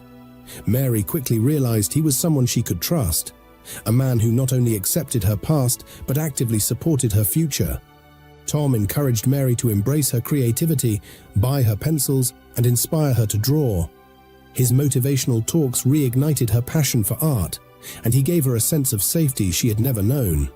When they married, Tom presented Mary with a silver chain adorned with a large diamond, since she couldn't wear a traditional wedding ring. Tom introduced Mary to new experiences, opera, plays, and even her first set of professional art supplies. With his unwavering support, Mary began to embrace her artistic talents, crafting portraits and illustrations with her prosthetics or using her stumps. Together they established the Mary Vincent Foundation, which provided financial and emotional support to victims of violent crimes. The foundation became a lifeline for others, offering help with medical expenses and counseling for survivors of traumatic experiences. Although their marriage eventually ended in divorce, Tom left a lasting impact on Mary's life, helping her to rediscover her strength and purpose. Mary Vincent, now Mary McGriff, found a new beginning 14 years ago when she met the man who would become her fourth husband. This relationship marked a significant turning point in her life, a moment when she began to let her guard down and learn to trust again. Recalling their first meeting, Mary joked about his impact on her. "The first time I met him, I told him he reminded me of my third husband," she said with a smile. "He asked, 'How many times have you been married?' I said, 2. It took him a moment to catch her playful humor, but it set the tone for a relationship built on laughter and understanding. For Mary, this relationship represented a profound shift in her outlook on life. "I held on to such hate, anguish, and sorrow for so long," she admitted. "The most important thing people should do is release their hate. You don't have to forgive or forget, but let go of the hate long enough to realize how good it feels when it's all gone." This new chapter in her life brought Mary the companionship and love she deserved and the peace she had long sought. Her journey with her fourth husband was a testament to her resilience and ability to embrace joy after years of pain and hardship. Together, they built a life filled with trust, love, and hope, a reflection of the strength Mary had carried with her through every stage of her extraordinary story. Mary's story remains a powerful testament to human resilience and the enduring fight for justice. Her advocacy led to significant changes in the legal system, including stricter sentencing laws for violent crimes. Her life continues to inspire those who face adversity, proving that even after the darkest times, rebuilding and thriving are possible. Today, Mary lives in Gig Harbor, Washington, surrounded by her family and art.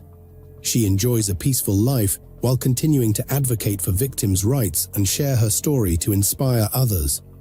Occasionally, she makes public appearances to emphasize that survival and healing are possible, even in the face of unimaginable suffering.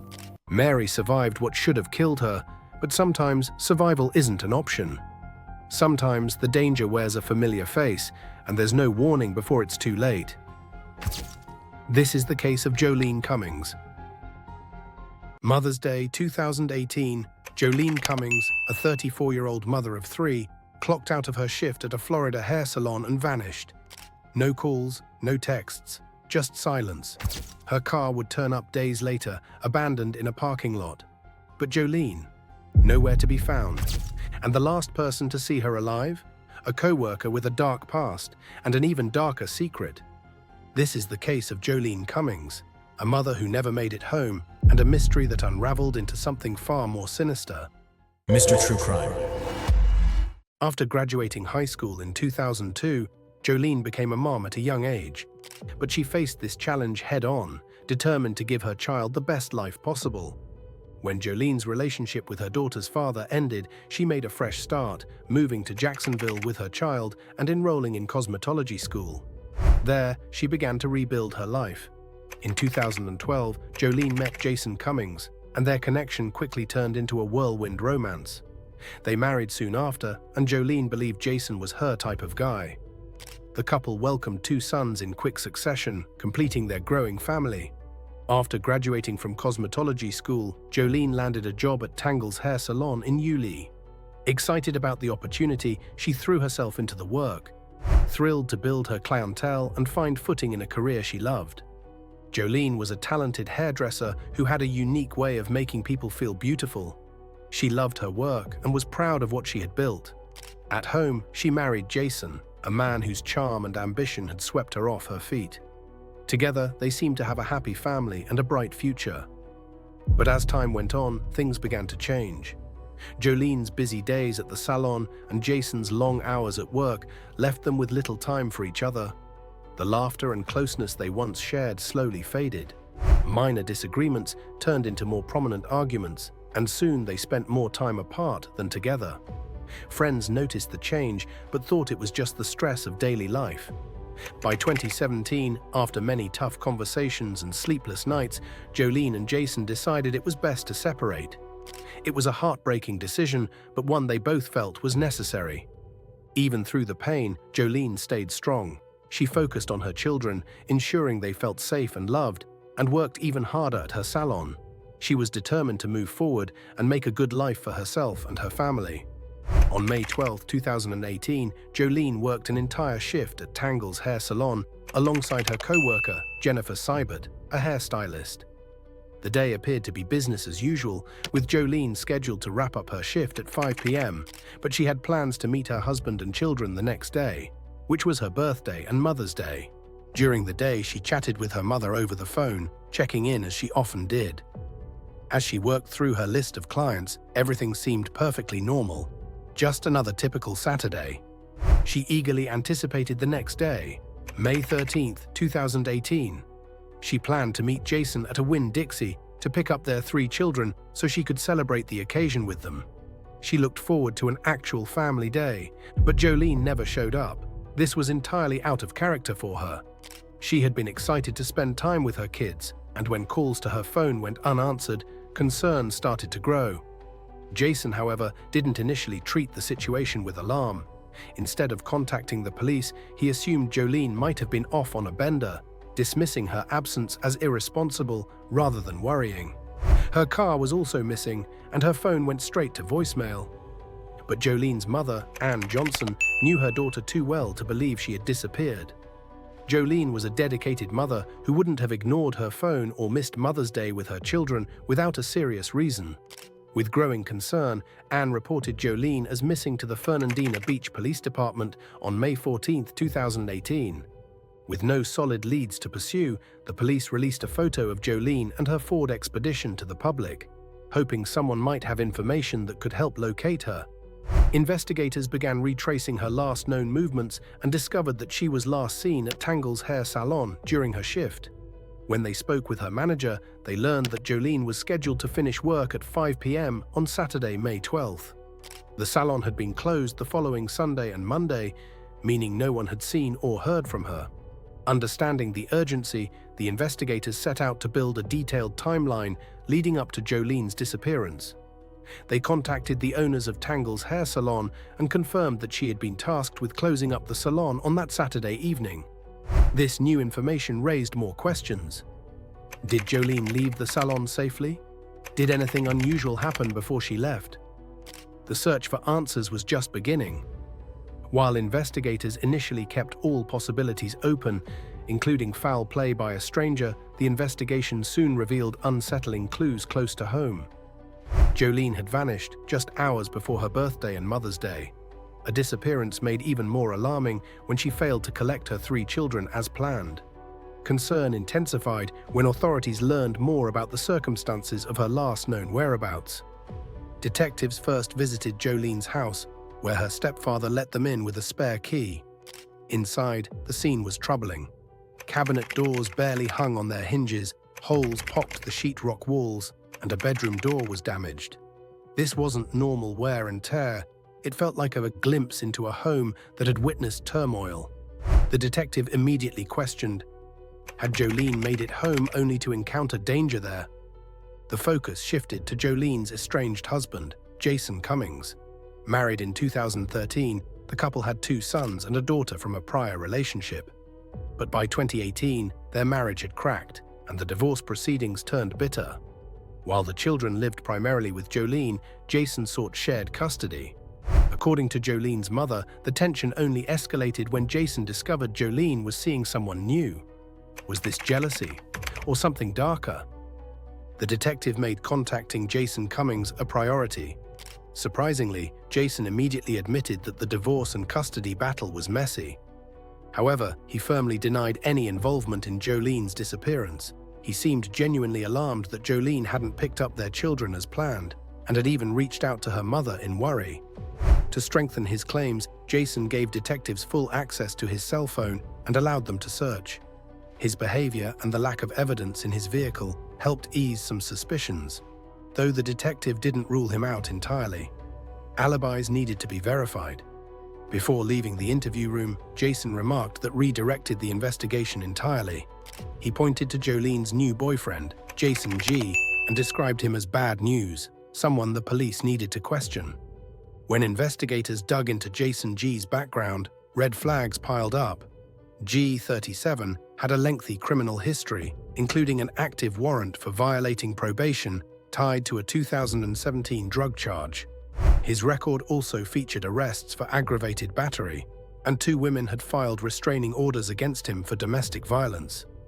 Even more alarming, just days before, Jolene herself had filed a domestic violence report against G. Deputies had named Jason G., her ex-boyfriend, a person of interest in her disappearance. Today, he appeared in Nassau County Court on an unrelated drug charge and probation violation. He has not been charged in Cummings' disappearance, and his family tells News4Jax G has an alibi. The report explained the damage detectives found inside Jolene's home. Destruction that was no longer a mystery, but a manifestation of G's volatile temper. As suspicions mounted, investigators went on to locate G. But he had vanished, leaving a critical question. Was he simply running to avoid arrest on his warrant?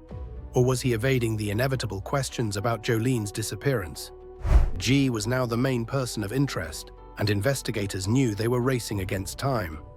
It was all hands on deck, an officer later explained. Patrol units, detectives, and neighboring agencies were all mobilized. Everyone in law enforcement who had dealt with G before sprang into action. They checked the homes of family members, knocked on the doors of friends, and scoured every place he might hide. Then a breakthrough came. One of G's friends tipped the police off, revealing his hiding spot, a house in Hilliard. Officers quickly moved in. They found G hidden under a pile of cardboard in a back room, desperately trying to avoid capture. Jolene was not with him, but G wasn't walking away. With an outstanding felony warrant for a probation violation, he was taken into custody. The detectives immediately requested that G be brought to the Criminal Investigations Unit for questioning. When Detective Wayne met 37-year-old Jason G, He noted the man's disheveled appearance. G looked like someone who had been running for days, visiting friends and hiding out wherever he could. Despite this, G agreed to talk, but something raised an immediate red flag. His cell phone was missing. Throughout the interview, G insisted he had nothing to do with Jolene's disappearance. He claimed his evading from law enforcement was solely about the felony warrant, not Jolene. "I'm worried about her too," he told the detective. However, G admitted to having a heated argument with Jolene at her home on May 9th. Yet, he claimed they'd reconciled shortly after, even making plans to celebrate her birthday on May 13th. When she suddenly stopped responding to him, he assumed she'd simply changed her mind. Investigators were not convinced, but had little to go on. G's timeline matched the evidence they had so far. He claimed his last contact with Jolene was on May 12th, and he hadn't heard from her since. Despite his suspicious behavior, no solid evidence tied G to her disappearance. G's father, Ree, also defended his son, claiming he had been with him the entire weekend when Jolene went missing. Is there any way your son could be involved with her disappearance? My son had nothing to do with that girl's disappearance. You know, he come out here Wednesday. He's been with me all week long. Saturday, when the girl was supposed to be missing, me and him was here at the house all day long. However, Jason G's past cast a shadow on these claims. Court records revealed a history of violence, including arrests for aggravated battery and battery, as well as 2 domestic violence injunctions filed by previous partners. One ex-girlfriend detailed an incident in 2011 when G assaulted her in a car while she was with her 2 young children. He allegedly forced her neck against the seat, destroyed her phone, and later returned to her home to break dishes and yell at her and the children. She described G as controlling and jealous. By this point, Jason G wasn't the only person investigators had to clear. Jolene's estranged husband, Jason Cummings, was also no longer under suspicion as his alibi had been fully corroborated. With both men seemingly in the clear, there was once again at a dead end. But then a ray of light appeared when Jolene's car was found. On Tuesday afternoon, just 2 days after she failed to pick up her children, Jolene's Ford Expedition was discovered abandoned in a Home Depot parking lot.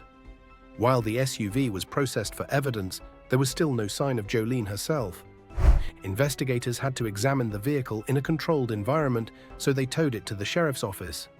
There, it would go through a forensic search. However, they found no immediate evidence pointing to Jolene's whereabouts during a quick inspection of the scene. One detail caught their attention, though: the presence of rust on the vehicle. In the Florida climate, rust can develop on a car's brake rotors in just a couple of days if it hasn't been moved. The implication was clear. The SUV had likely been parked in that lot for several days. The big question remained: how did Jolene's car get there? Investigators turned to the Home Depot's surveillance cameras, hoping the footage would reveal who had driven the vehicle to the lot. But their efforts were met with frustration. The SUV had been parked too far from the cameras to capture helpful footage. While the rust provided a timeline for when the car had been abandoned, it did not answer who had left it there or why. With this lead yielding little progress, the mystery of Jolene's disappearance deepened. Despite the frustrations surrounding the surveillance footage from the Home Depot parking lot, investigators refused to give up. They combed through the surrounding area methodically, visiting every business to search for additional surveillance cameras. It felt like a long shot, but then they caught a break. A nearby credit union's camera had recorded something crucial.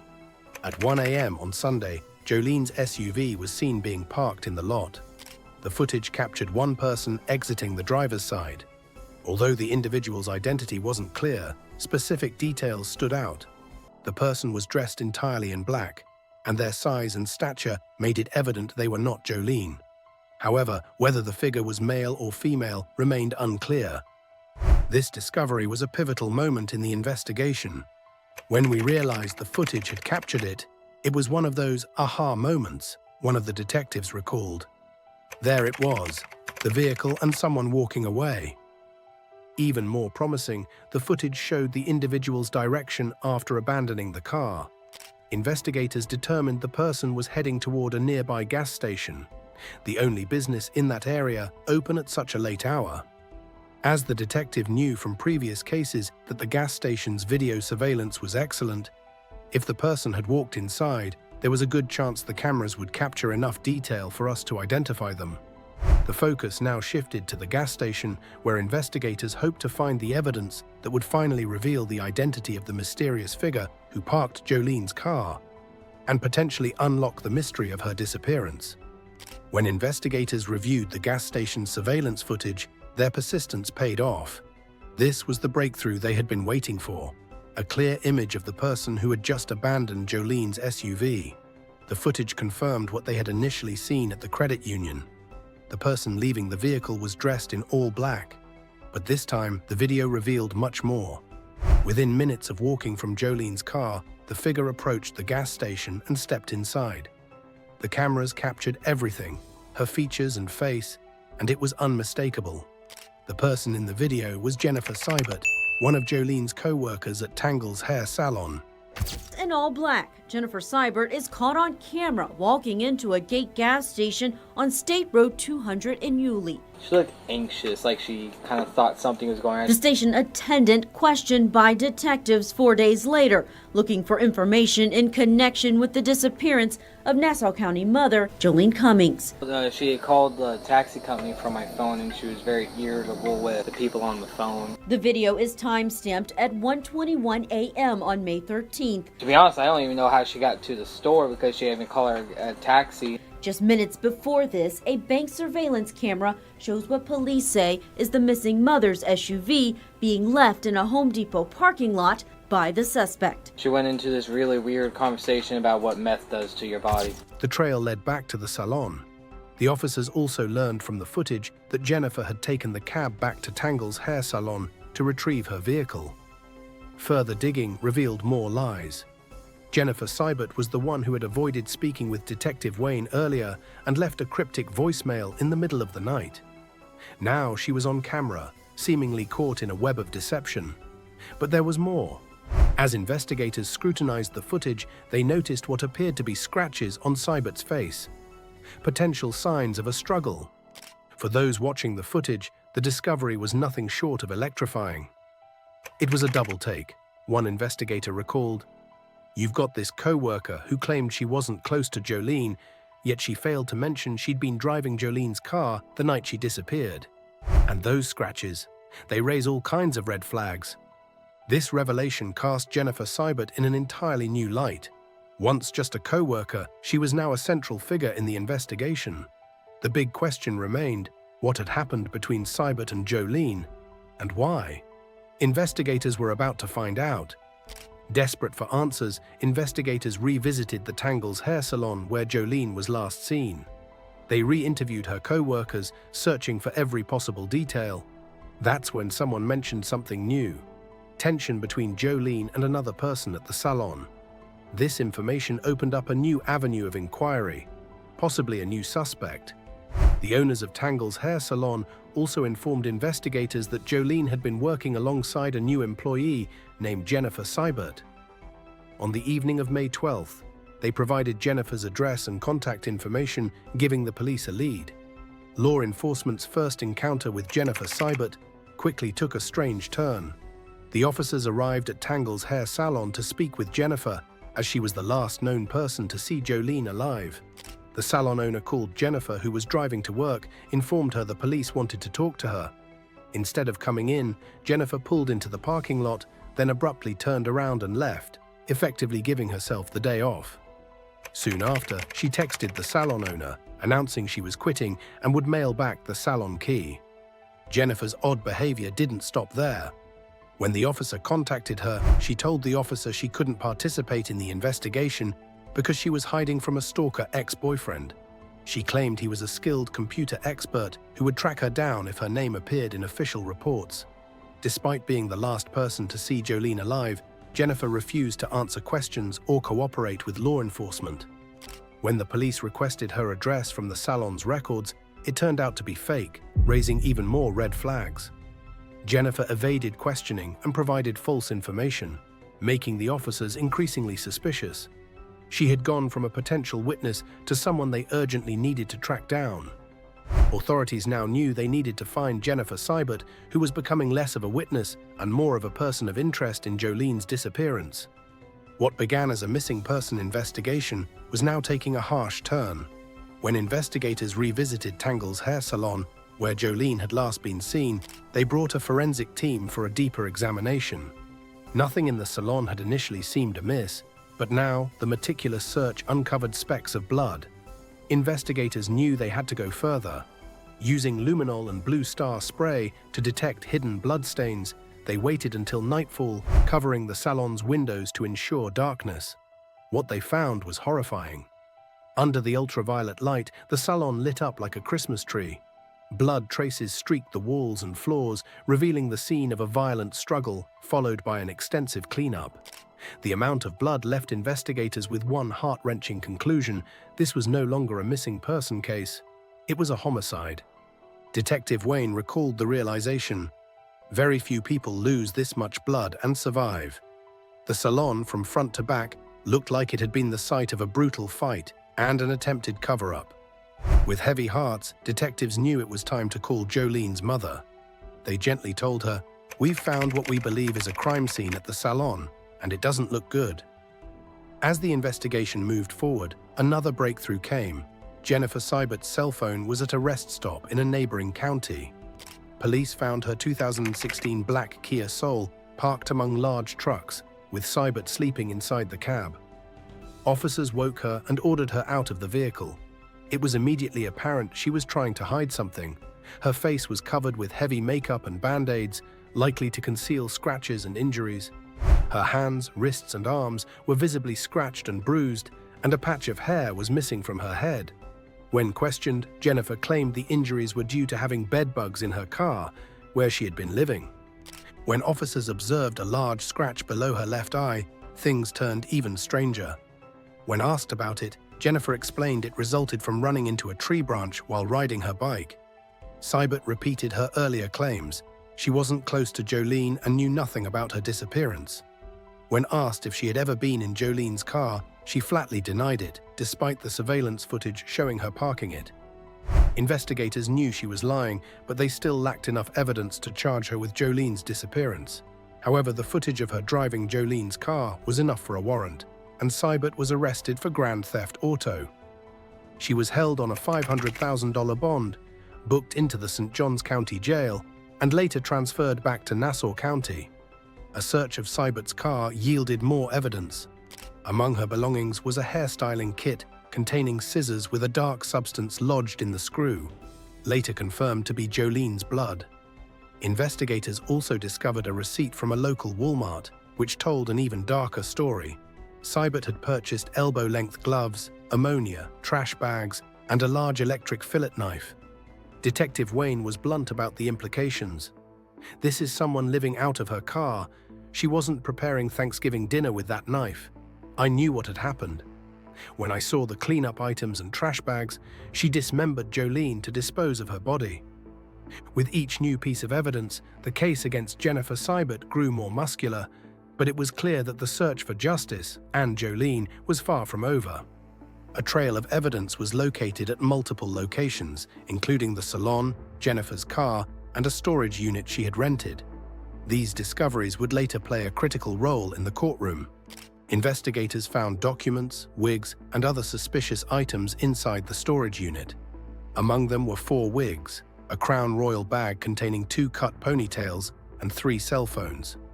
More disturbingly, they discovered blood evidence. Traces were found on Jennifer's boot, her sock, and a pair of scissors stored in the unit. Testing revealed the blood was an almost certain match to Jolene Cummings. For the 3rd day in a row now, the state attorney's office released a batch of new evidence. At 5, we told you investigators say they found Cummings' blood on Kessler's boot, as well as on a pair of scissors. The 2 women worked together as hairstylists. Cummings' body has yet to be found. Seated on a couch in an orange jumpsuit, Jennifer Seibert casually dropped a bombshell during a videotaped interview 48 hours after her arrest. "When you run my fingerprints through, they come up as Kimberly Lee Kessler," she stated, revealing her true identity. She confessed she was Kimberly Lee Kessler, a woman who had been evading the FBI for 25 years. What name do you want me to call you? Because I was talking to the detective that drove you up, and he said I might have been calling you by the wrong name. It's funny that St. John's didn't tell you. When you run my fingerprints through, They come up as Kimberly Lee Kessler. That's about it. So I would prefer to be called Kim. Okay. But, okay, I just want to make sure that I'm calling you by your right name. But if you run them through, I mean, the last time I got picked up was back in 1999, and I bonded out. And it took them, I don't remember, it was a couple weeks. I don't know if it was 2.5 weeks or 3.5 weeks before they actually, matched them up. Yeah, it didn't but that was 1999, so maybe it was a little bit slower then. Okay. But I don't know, there's lots of people on the face of the planet, so maybe it still takes time. I'm not sure. Her confession wasn't entirely unexpected. Detectives had already begun piecing together her past, aided by a conversation between Kessler and another inmate, Brenda Brown, who later shared details with authorities. Brown said that Kessler had openly boasted about being wanted by the FBI, mentioning a former boyfriend who was a bank robber and claiming she had used 5 different aliases over the years. Kessler also hinted at grand plans, saying she wanted to write a book one day. Kimberly had been using the alias Jennifer Seibert and began to reveal her true colors. Kimberly Kessler has led more than a double life. Police say from a brunette to a blonde, the changing faces of Kessler fit her changing names. At least 17 aliases across 33 cities in 14 states. It is a lot of ground to cover for Nassau County investigators and the FBI. Yesterday, the News4JAX team showed you this list, 2 pages of names Kessler had stored on her iPhone that was confiscated by authorities. We counted more than 60 names, along with the words Satanist, witch, and evil, murderous gang. Front and center is the name Kurt Christopher Allen. Through phone interviews, we hear investigators asking about him. In her interviews, she seemed proud of her ability to live under a series of false identities. She boasted about her many past lives, a truck driver, an exotic dancer, and even someone romantically involved with a professional bank robber. The more investigators investigated Kimberly Lee Kessler's past, the more disturbing her story became. Born in 1968 and raised in Butler, Pennsylvania, she had a long history of deception and a troubling track record. After high school, Kessler claimed to have fled her home, living under various aliases, including a false story about dating a bank robber in Arizona. However, investigations revealed she resided in Pennsylvania until 2004. At 35, she left her family in July 2004, stating she was heading south to adopt a new identity. The identity she assumed, Jennifer Marie Seibert, was the name of a 13-year-old girl who tragically died in a car crash in Germany in 1987 and was buried in Pennsylvania. Kessler had been reported missing by her mother in 2012, 8 years after her disappearance. Authorities concluded she was not genuinely missing. Instead, she was deliberately avoiding being found. Over the years, Kessler has used 18 different identities and lived in 33 cities across 14 states since 1996. Fake documents and identification cards confirmed her elaborate efforts to stay under the radar. A former partner revealed a deeply troubling pattern that stretched back decades, marked by lies, evasion, and disturbing behavior. One of the accounts came from Edwards, who dated Kessler from 1997 to 1999. At that time, she was using the alias Melissa McKernan, though she later signed their son Evan's birth certificate under another fake name, Christina Melissa Brooke. Kessler claimed her use of aliases was to avoid her mother, but Edwards experienced firsthand the chaos she created in their lives. She often kept him away from their son, barring him from sharing pivotal moments like Evan's first Christmas and birthday. You had the chance to get an exclusive interview with Kessler's ex-boyfriend, the father of her child. We've known her by Kimberly Kessler, Jennifer Seibert, but this man knew her by not only another different name, but 2 different aliases. Yeah, absolutely. So when her son was born in 1998, she signed the birth certificate under Christina Brooks, but he knew her by Miranda McKernan. And he said that she was using these fake names to stay away from her family. And she was telling the family she was using these fake names to stay away from the father of her child. The situation broke out in 1999 when social services took custody of Evan following an incident involving a neighbor. In a desperate and alarming move, Kessler arrived at the social services office armed with a handgun, attempting to regain custody of her son. The attempt failed, and she was arrested. Shortly after, Kessler disappeared, leaving Edwards to face the custody hearings alone. He was ultimately awarded sole custody, and Kessler's parental rights were terminated. That was the last time Edwards had any contact with her. Edwards described Kessler's volatile temper and referenced a violent event that occurred around the time she lost custody of Evan. Though he refrained from providing specific details, Edwards admitted this incident solidified his decision to protect himself and his son from her influence. "She had a temper," he said after a pause, "and it was dangerous." Kimberly's mother, Connie Kessler, offered an alternative perspective. She explained that Kimberly started using aliases because Evan's father, Edwards, estranged her from their son, leaving aliases as her only recourse. Edwards, however, challenged Connie's account, highlighting inconsistencies he sees as attempts to justify or shift blame for Kimberly's behavior. She's had 2 relationships and both of them were abusive. Like she told me, she felt like a loser. That broke my heart because I never once thought that she was a loser because of what happened to Evan. I knew there was so much more to the story. The accounts from Edwards and others, including former boyfriends, friends, and ex-husband, painted a dark picture of Kessler's life. The common thread for those who encountered her was clear. Kessler was a master manipulator who left devastation in her wake. But somehow, Jolene had seen through the facade. She had confronted Kessler, accusing her of being a fraud. "You're not who you say you are. You're fake. I'm going to find out who you really are," Jolene had reportedly said, and that, investigators believed, was the trigger. Kessler saw Jolene as a threat to the carefully constructed web of lies that defined her life. Kessler's behavior shifted when asked directly about Jolene's disappearance during the interview. Every time Jolene's name came up, she grew silent, her earlier arrogance replaced by icy stillness. Finally, she shut down entirely, requesting legal counsel. Though it was her right to remain silent, the investigators had already heard and seen more than enough to deepen their suspicions. She denied any involvement in Jolene's disappearance and refused to offer any insight into her whereabouts. The evidence against Kessler continued to pile up. Surveillance footage from a restaurant near Tangle's hair salon captured events. On the night Jolene disappeared, Kessler was seen making multiple trips to the dumpster behind the salon, carrying heavy garbage bags each time. The camera also captured her struggling to haul a large blue plastic bin into the nearby wood line. Moments later, she was seen dumping liquid from the bin into the woods. When investigators searched the area, they found the blue bin discarded at the edge of the woods. Inside, they discovered traces of blood and a fingernail. DNA testing confirmed what everyone feared. It belonged to Jolene Cummings. This was no longer circumstantial evidence. It was an undeniable connection between Kessler and Jolene's violent end. The weight of the surveillance footage was staggering. It appeared to show Kessler methodically disposing of evidence and likely Jolene's remains. Detectives put it bluntly, "What we're seeing on this video is beyond disturbing. This isn't just trash, these are human remains, and her struggle with that bin tells us everything." While Kimberly Kessler continued to deny involvement, the video, the blood, and the DNA left no doubt. Jolene Cummings wasn't coming home, and justice was closing in on her killer. Even without a body, investigators were confident enough to charge Kimberly Kessler with first-degree murder.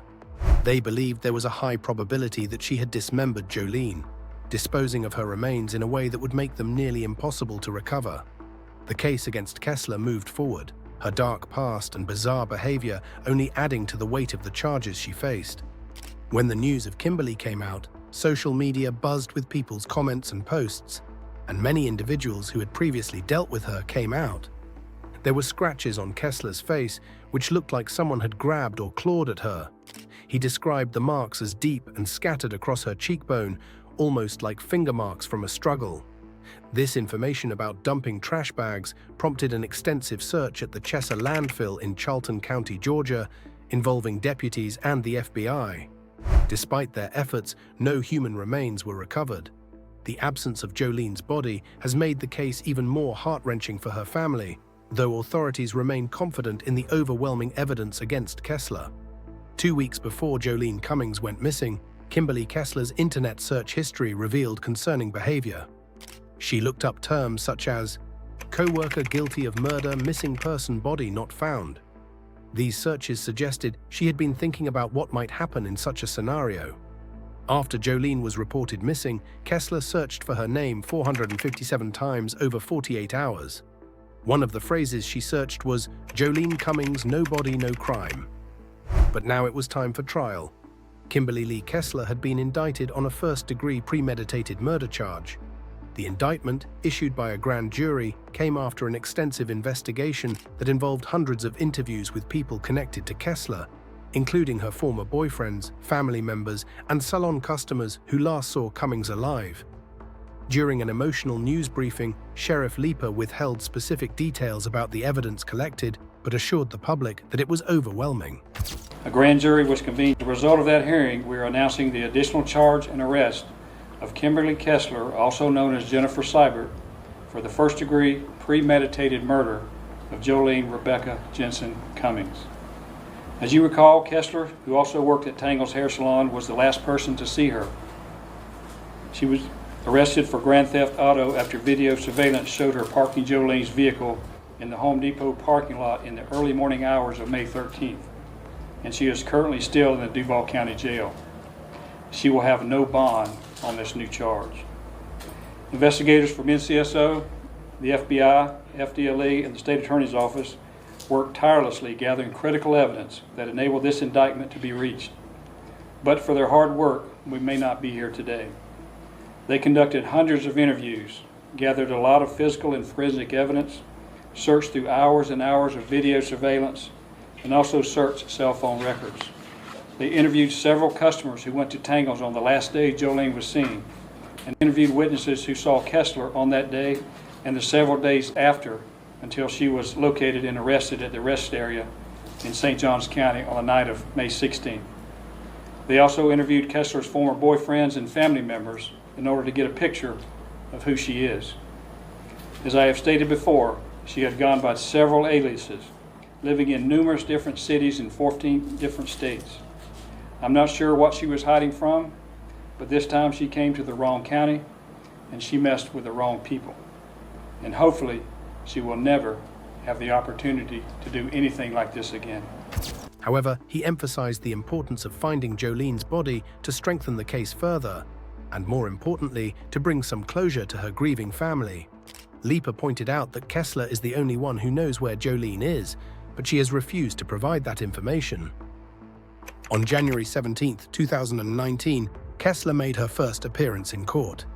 Kimberly's behavior during her legal proceedings reflects a tumultuous attempt to resist or disrupt the process. Initially, Kimberly was deemed incompetent to stand trial, both mentally and physically, leading to a postponement. However, after months of observation by a state psychologist, the judge ruled her competent, noting no signs of functional impairment, allowing the trial to proceed. Kimberly actively sought to hinder the process further through extreme measures. She engaged in a severe hunger strike, lasting 56 days, which left her dangerously malnourished.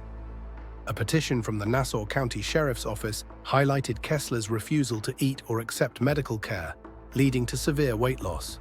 Her weight dropped from 196 pounds to just 74 pounds, leaving her in a skeletal state by the time of the trial. She was attempting to kill herself through starvation and lacked the resources to force-feed her in jail. She also refused medication, threw feces at guards, and made multiple suicide attempts. Her actions highlight the extraordinary lengths she went to delay or avoid the trial. Sheriff, I will remain here much longer. We may want to put her on mute while we finish this, Judge. It's fine. Let's just put me back myself. Ma'am, come back. I want to get rid of the public defender's office. Yeah, exactly. Jordan Beard is Johnson's nephew. Jordan Beard is Jolie's cousin. Jordan Beard is Johnson's nephew. Jordan Beard is Jolene Cummings' cousin. Jordan Beard is Jolie's cousin. Jolie's cousin. Jordan Beard is Jolene's cousin. Jordan Beard is Jolene Cummings' cousin. Jordan Beard is Jolene's cousin. And I refuse this assigned counsel. I refuse the public defender's office. I refuse it. I have refused it. I refuse the public defender's office. They appointed Jordan Beard, Jolie Fleming's cousin, as my public defender. You ready to begin today? No. Okay, Ms. Kessler, today appears that today will be the last day that the state will be presenting evidence, and the defense will then be afforded the opportunity to present evidence today. So I want to make sure you're aware of that. You stay here in court, and certainly you're right. You should be able to do that. Sure, I can stay up here and I'm going to say what I want, when I want, how I want, which you silenced me for years. You've silenced me for years. So let everyone know this is just the tip of the iceberg. Jordan Beard, public defender, is Jolie Fleming's cousin. Along with his brother Josh. Yeah, you swept it under the rug for 3.5 years, along with her father, her stepdad, who runs the jail, who recently retired. He still comes in. The trial judge dismissed the petition, agreeing with the state attorney's office. They emphasized that Kessler's declared competency and constitutional right to privacy allowed her to refuse medical treatment. The ruling emphasized Kessler's right to privacy even in the face of her life-threatening starvation. It also raised complex questions about balancing an individual's autonomy and law. Kessler's trial for the murder of Jolene Cummings was one of the most disturbing and tense legal proceedings in recent memory, marked by shocking behavior from the accused and meticulous work by both the prosecution and the defense. The case, which began after Jolene disappeared in May 2018, unfolded like a puzzle. The prosecution built a detailed case against Kessler. They began by outlining the timeline of events leading up to Jolene's disappearance, painting a picture of a troubled relationship between the two women. Kessler, who worked under a false identity at the same salon as Jolene, was found to harbor intense resentment toward her co-worker. Prosecutors presented text messages, surveillance footage, and witness testimonies that pointed to a growing animosity. One of the most critical pieces of evidence was Kessler's behavior after Jolene's disappearance. Surveillance footage captured Kessler disposing of what appeared to be trash bags in multiple locations on the night Jolene went missing. The contents of those bags, recovered by investigators, included bloody clothing and other items tied directly to Jolene. Forensic evidence played a pivotal role. Bloodstains matching Jolene's DNA were found in her car, which Kessler was seen driving after her disappearance. The prosecution argued that the presence of Jolene's blood and the lack of any signs of life from her conclusively pointed to murder. Additionally, investigators discovered that Kessler had searched online for terms like "how to make a missing person" and "how to clean up blood," further linking her to the crime. The defense, however, attempted to cast doubt on the prosecution's narrative. They argued that there was no direct evidence linking Kessler to Jolene's death since a body was never found. They suggested that the evidence presented was circumstantial and could not prove beyond a reasonable doubt that Kessler was guilty of murder. The defense also focused heavily on Kessler's mental health, portraying her as someone who was deeply disturbed and incapable of standing trial. They argued that her erratic behavior was evidence of severe mental illness rather than guilt. They hoped this strategy would secure a reduced sentence or sway the jury toward leniency. Kessler's behavior during the trial added another layer of tension. Initially refusing to attend the proceedings, she was placed in a separate room with a video link to the courtroom. When she did appear, she disrupted the trial by yelling profanities at the judge and the jury, sometimes screaming incoherently or mocking the court. She was removed from the courtroom multiple times to prevent further chaos. Her refusal to eat led to dramatic weight loss, adding a macabre visual element to an already chilling trial. Also assistant public defender. Despite the defense's efforts, the weight of the evidence presented by the prosecution proved overwhelming. The forensic evidence, combined with Kessler's incriminating internet searches and her suspicious behavior following Jolene's disappearance, left little doubt in the minds of the jury. After deliberating, the jury found Kessler guilty of first-degree murder.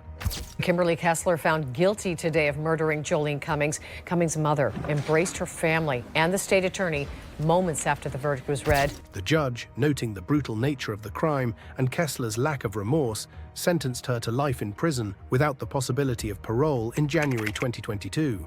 Nearly 4 years later, Jolene went missing.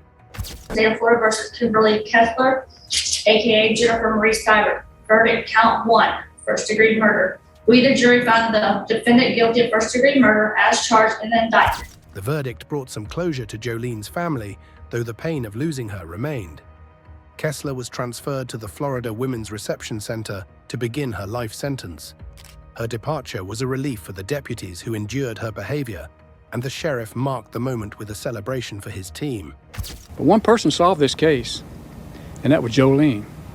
Jolene left her blood, and she left her DNA, and that's what got her. That's what helped us close this case out. While justice had been served, Jolene's family continued to grieve their unimaginable loss. The possible motive behind Jolene Cummings' murder appears rooted in Kimberly Kessler's fear of being exposed. Jolene had confronted Kimberly, expressing suspicions that she wasn't who she claimed to be and planned to look into her past. Given Kessler's history of living under assumed identities, it's plausible she killed Jolene to prevent her secret from coming to light. However, the whole truth remains elusive. Kessler has consistently refused to cooperate with the police, leaving many unanswered questions. Tragically, Jolene's body has never been found, and it's unlikely it ever will be. The loss has left 2 young boys without their mother and a family searching for closure they may never fully find. After Kimberly Kessler was sentenced, the heartbreak for Jolene Cummings' family continued, as Jolene's remains were never found. Despite the guilty verdict and life sentence, Jolene's mother made a public plea to Kessler, begging her to reveal the location of her daughter's body. For them, knowing where she rests would offer some solace amid their grief. Sadly, Kessler's refusal to cooperate has kept this final piece of the puzzle out of reach, leaving the family with unanswered questions and an enduring sense of loss. I do have a message to Kimberly Kessler. As from one mother to another mother, I know that you feel the pain of not being able to see your son. But if you could find it within your heart to tell us where the remains of my daughter, where are the remains of my daughter? Give us some closure. I'm asking you from one mother to another. As Mother's Day approaches, most families are making plans to celebrate. But for Jolene Cummings' family, it's a painful reminder of her absence. Since her disappearance on Mother's Day weekend in 2018, they've faced another year without her, a mother of 3, taken too soon. Despite Kimberly Kessler's conviction for Jolene's murder, her remains have never been found. In his first ever television interview, Jolene's husband, Jason Cummings, opened up about the lasting impact of her loss. He spoke from Buchanan Park in Hilliard, Florida, where a memorial bench dedicated to Jolene sits, a heartbreaking substitute for a gravesite. They don't have a gravesite to visit, Jason said of their children. This is the only thing they have to remind them of their mama. Jason reflected on their life together. The two met as kids in the same neighborhood and reconnected years later through social media. Jason moved in when Jolene needed a roommate, and what started as a friendship blossomed into love. The best time of my life, Jason recalled with a smile. They married and raised 2 sons, and Jolene's daughter from a previous relationship joined their family. She was a good mama, Jason said. That's a big part of why I fell in love with her. Jason still cannot understand what happened on that Mother's Day weekend.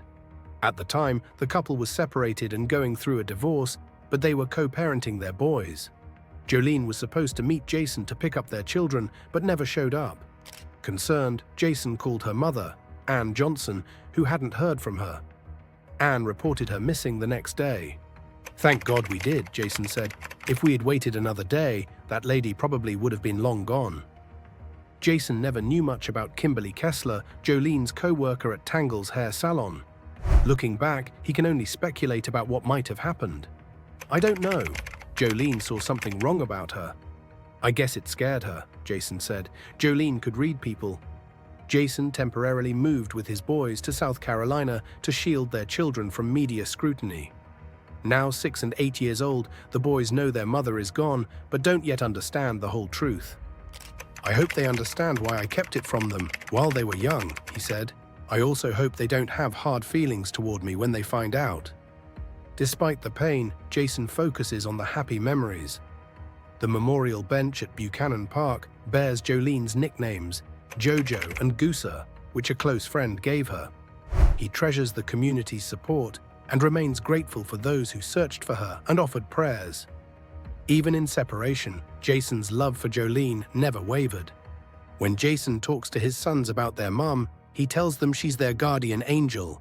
They know she's in heaven being looked after, he said. They think that's their guardian angel. But the truth is, no child should have to grow up only knowing their mother through stories. No birthdays, no bedtime kisses, just memories. And could he speak to Jolene one last time? We miss her and love her every day, he says. I don't think you'll have enough film in that camera for all I'd want to say. And to Kimberly Kessler, his message is just as clear. My life changed. My kids' lives changed. I don't know the lady, and I couldn't care less about the lady. Just talk. Get this over with. Let us have peace. Because while Kimberly Kessler sits in silence, 3 children are left asking a question that will never have an answer. Why? Justice came after years of perseverance for Jolene Cummings' family, but not all families find such a resolution. 3 stories, 3 women, 1 brutal truth. Monsters don't always lurk in the shadows. Sometimes they live next door. These cases remind us that survival isn't just about survival. It's about what you carry with you when the nightmare ends. If it ever does.